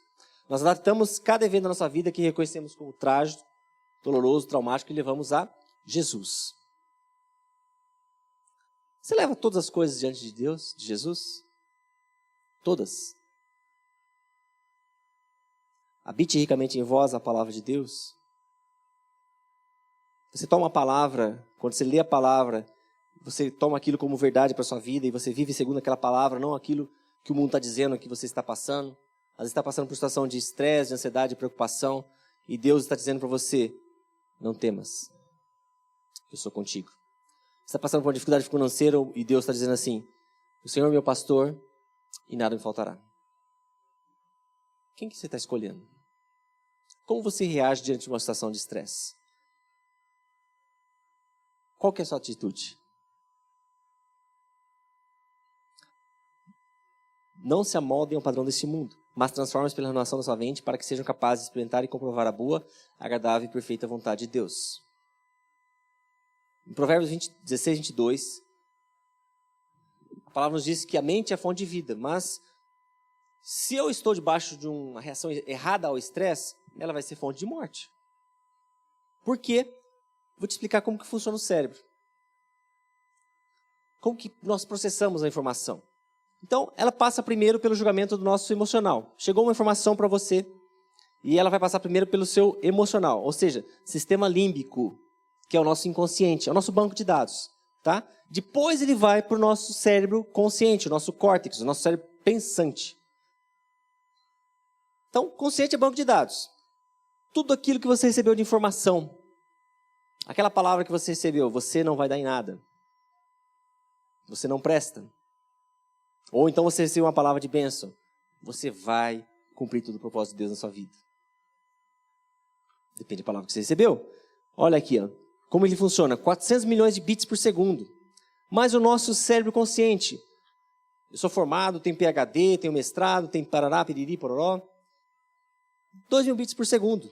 Então, se você tem uma situação de trauma na sua infância, por exemplo, você estava lá num dia chuvoso, acabou a luz e quando você voltou a luz, veio uma lagartixa em cima de você e hoje você se pela de medo de lagartixa. Você tem PhD, você tem mestrado, tem doutorado, você faz musculação, você faz o cara fortão, tal, mas veio uma lagartixa e você se pela de medo. Quem que você acha que está dominando aí? Cérebro consciente ou cérebro inconsciente? Inconsciente, tá? Então você tem um padrão, que a Bíblia diz que são fortalezas, que estão armazenadas lá no seu cérebro. Isso faz com que, mesmo você sendo um cristão, você não reaja segundo aquilo que a palavra diz. Então sua mente fica cauterizada. Tá dando para entender isso? Isso é como funciona o seu cérebro. Porque, basicamente, nós temos aqui 4 raízes de amargura, que fazem com que você, sendo cristão, não consiga viver aquilo que a Bíblia diz que você é, que você pode e que você tem. E esses 4 padrões são ódio, eu não consigo perdoar. Medo, não medo de morrer, assim, quando tem uma situação de perigo real, mas aquele medo da morte, aquela coisa assim, puxa, eu sou cristão, mas eu tenho medo de morte.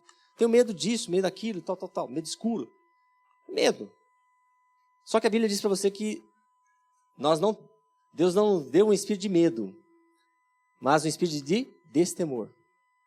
Então você pode entender que medo é um espírito também, né? Inferioridade. Ou seja, todos os outros são melhores que eu. Orgulho é uma manifestação de inferioridade. E culpa, eu não posso ser perdoado. Doutor, mas como funciona isso? Isso cria um princípio espiritual na sua vida. Isso aqui, ó. Vendo os irmãos de José que seu pai havia morrido, disseram: e se José guardar rancor contra nós e resolver retribuir todo o mal que lhe causamos? Guardar rancor é raiz de amargura. No hebraico, guardar rancor significa Satã. cria-se um princípio espiritual. Qual foi o pecado de Satanás? Eu quero ser igual a Deus.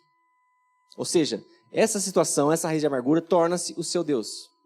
Você é cristão, mas aquela situação domina a sua vida. Quantas vezes você deixou de fazer algo porque tal pessoa que você não consegue perdoar estava lá? Quantas vezes você deixou de ir a algum lugar porque você tinha medo? Quantas vezes você deixou de fazer algo porque você se sentia inferior àquela pessoa? O que vão pensar de mim? Eu não sou capaz? Quem que está dominando? Aquilo que você é em Cristo Jesus ou o que essas raízes de amargura estão dizendo para você que você tem que funcionar dessa forma?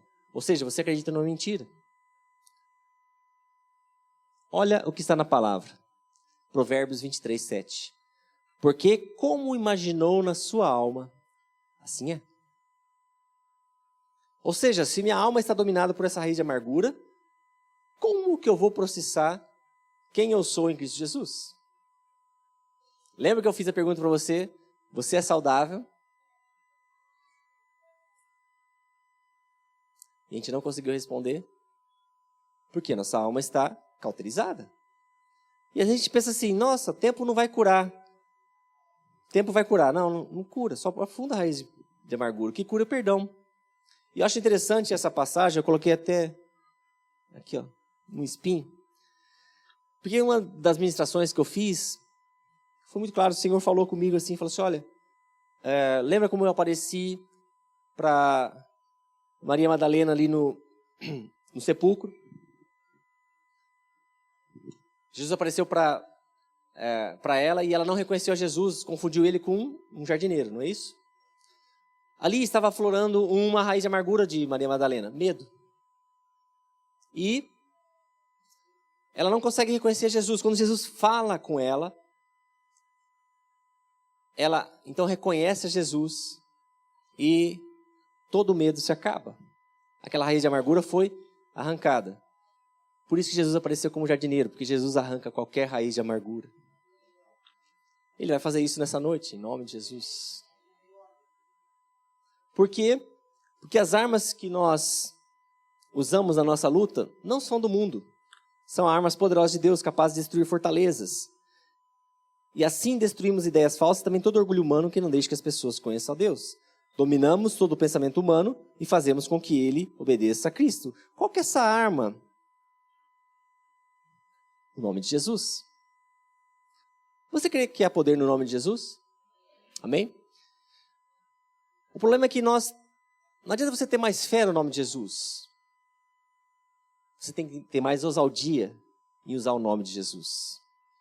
Porque a palavra nos diz que o nome de Jesus é um cheque em branco para nós. Ele nos dá autoridade para usá-lo, e no nome de Jesus, aquilo que está dito em Marcos 16, que em meu nome expulsarão demônios, curarão enfermos, é teu cheque em branco. Você está assinando esse cheque ou está guardado lá no seu bolso, dobradinho, sem usar? A autoridade está sobre você. Você não tem poder, você tem autoridade. A diferença entre poder e autoridade é simples. Assim, ó. Um guarda de trânsito. Se tem aquele congestionamento, tal, tá vindo um caminhão, ele tem poder para parar aquele caminhão? Tem força? Mas ele tem o quê? Por quê? Por causa da vestimenta. Não é isso? Então, Jesus te dá autoridade. O nome de Jesus te dá autoridade para que você use e para que em nome dele as doenças sejam curadas e demônios sejam expulsos. E para que você tenha isso aqui, ó, como padrão para a sua vida. Concluindo, caros irmãos, absolutamente tudo que for verdadeiro, tudo que for honesto, tudo que for justo, tudo que for puro, tudo que for amável, tudo que for de boa fama, se houver algo de excelente ou digno de louvor, nisso pensai. Meu irmão, aqui está o padrão de Deus para a sua vida. Fugiu disso aqui, não é de Deus. Pensamento de ansiedade, está aqui. Pensamento de medo, está aqui. Pensamento de raiva, está aqui. Pensamento impuro, está aqui. Se não está aqui, não é de Deus. Só que sobre você está a mente de Cristo. E a mente de Cristo só vai pensar isso aqui. E se não está nessa lista, não é de Deus. E também não é seu, porque sobre você está a mente de Cristo. Então de quem que é? Satanás. O problema é que Satanás quer que você acredite que aquele pensamento é seu. Então você tem autoridade, no nome de Jesus, para dizer: Satanás, isso não me pertence. É lixo. É seu. E se é seu, pega isso e vai embora em nome de Jesus. Você tem autoridade. Agora, por que você fica alimentando esse pensamento? Né? Então, e para terminar, qual que é o padrão que eu tenho que viver? Se eu vivo aquele Filipenses 4:8, eu começo a viver 1 Tessalonicenses 5:18. Em tudo dou graças. Lembra que eu falei lá do DNA? O que o DNA faz? Tá? Aqui, ó. Ele começa a mudar primeiro o seu coração. Tá? No nosso coração, existem muito mais fibras nervosas que vão do coração para o seu cérebro, do cérebro para o coração. Tá? O nosso coração, ele tem um campo magnético 5.000 vezes mais potente que o nosso cérebro. O que significa isso, doutor? Significa assim, existe uma lei da física chamada sincronicidade. Que basicamente é assim, o campo magnético maior coloca sob a sua influência os outros campos magnéticos mais fracos. Então, se você tem um coração grato, o que acontece? O seu coração sequestra os pensamentos do cérebro.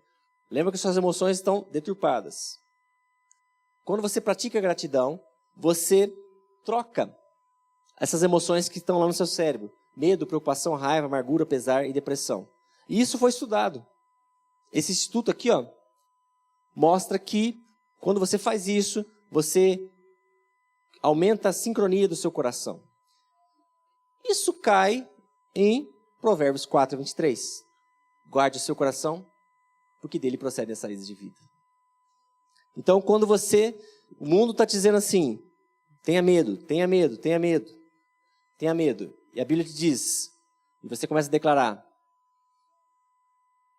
tudo posso naquele que fortalece. Tudo posso naquele que fortalece.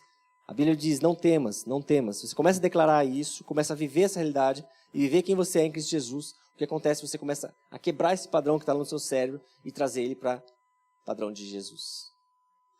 Você está entendendo? Não é informação, é conhecimento. Estou trazendo conhecimento para a sua vida. Aquilo que Paulo diz em Filipenses 4, 12 e 13. Já aprendi a estar contente a despeito das circunstâncias. Fico satisfeito com muito ou com pouco. Encontrei a receita para estar alegre, com fome ou alimentado, com as mãos cheias ou com as mãos vazias. Onde eu estiver e com o que tiver, posso fazer qualquer coisa por meio daquele que faz de mim o que eu sou. Amém?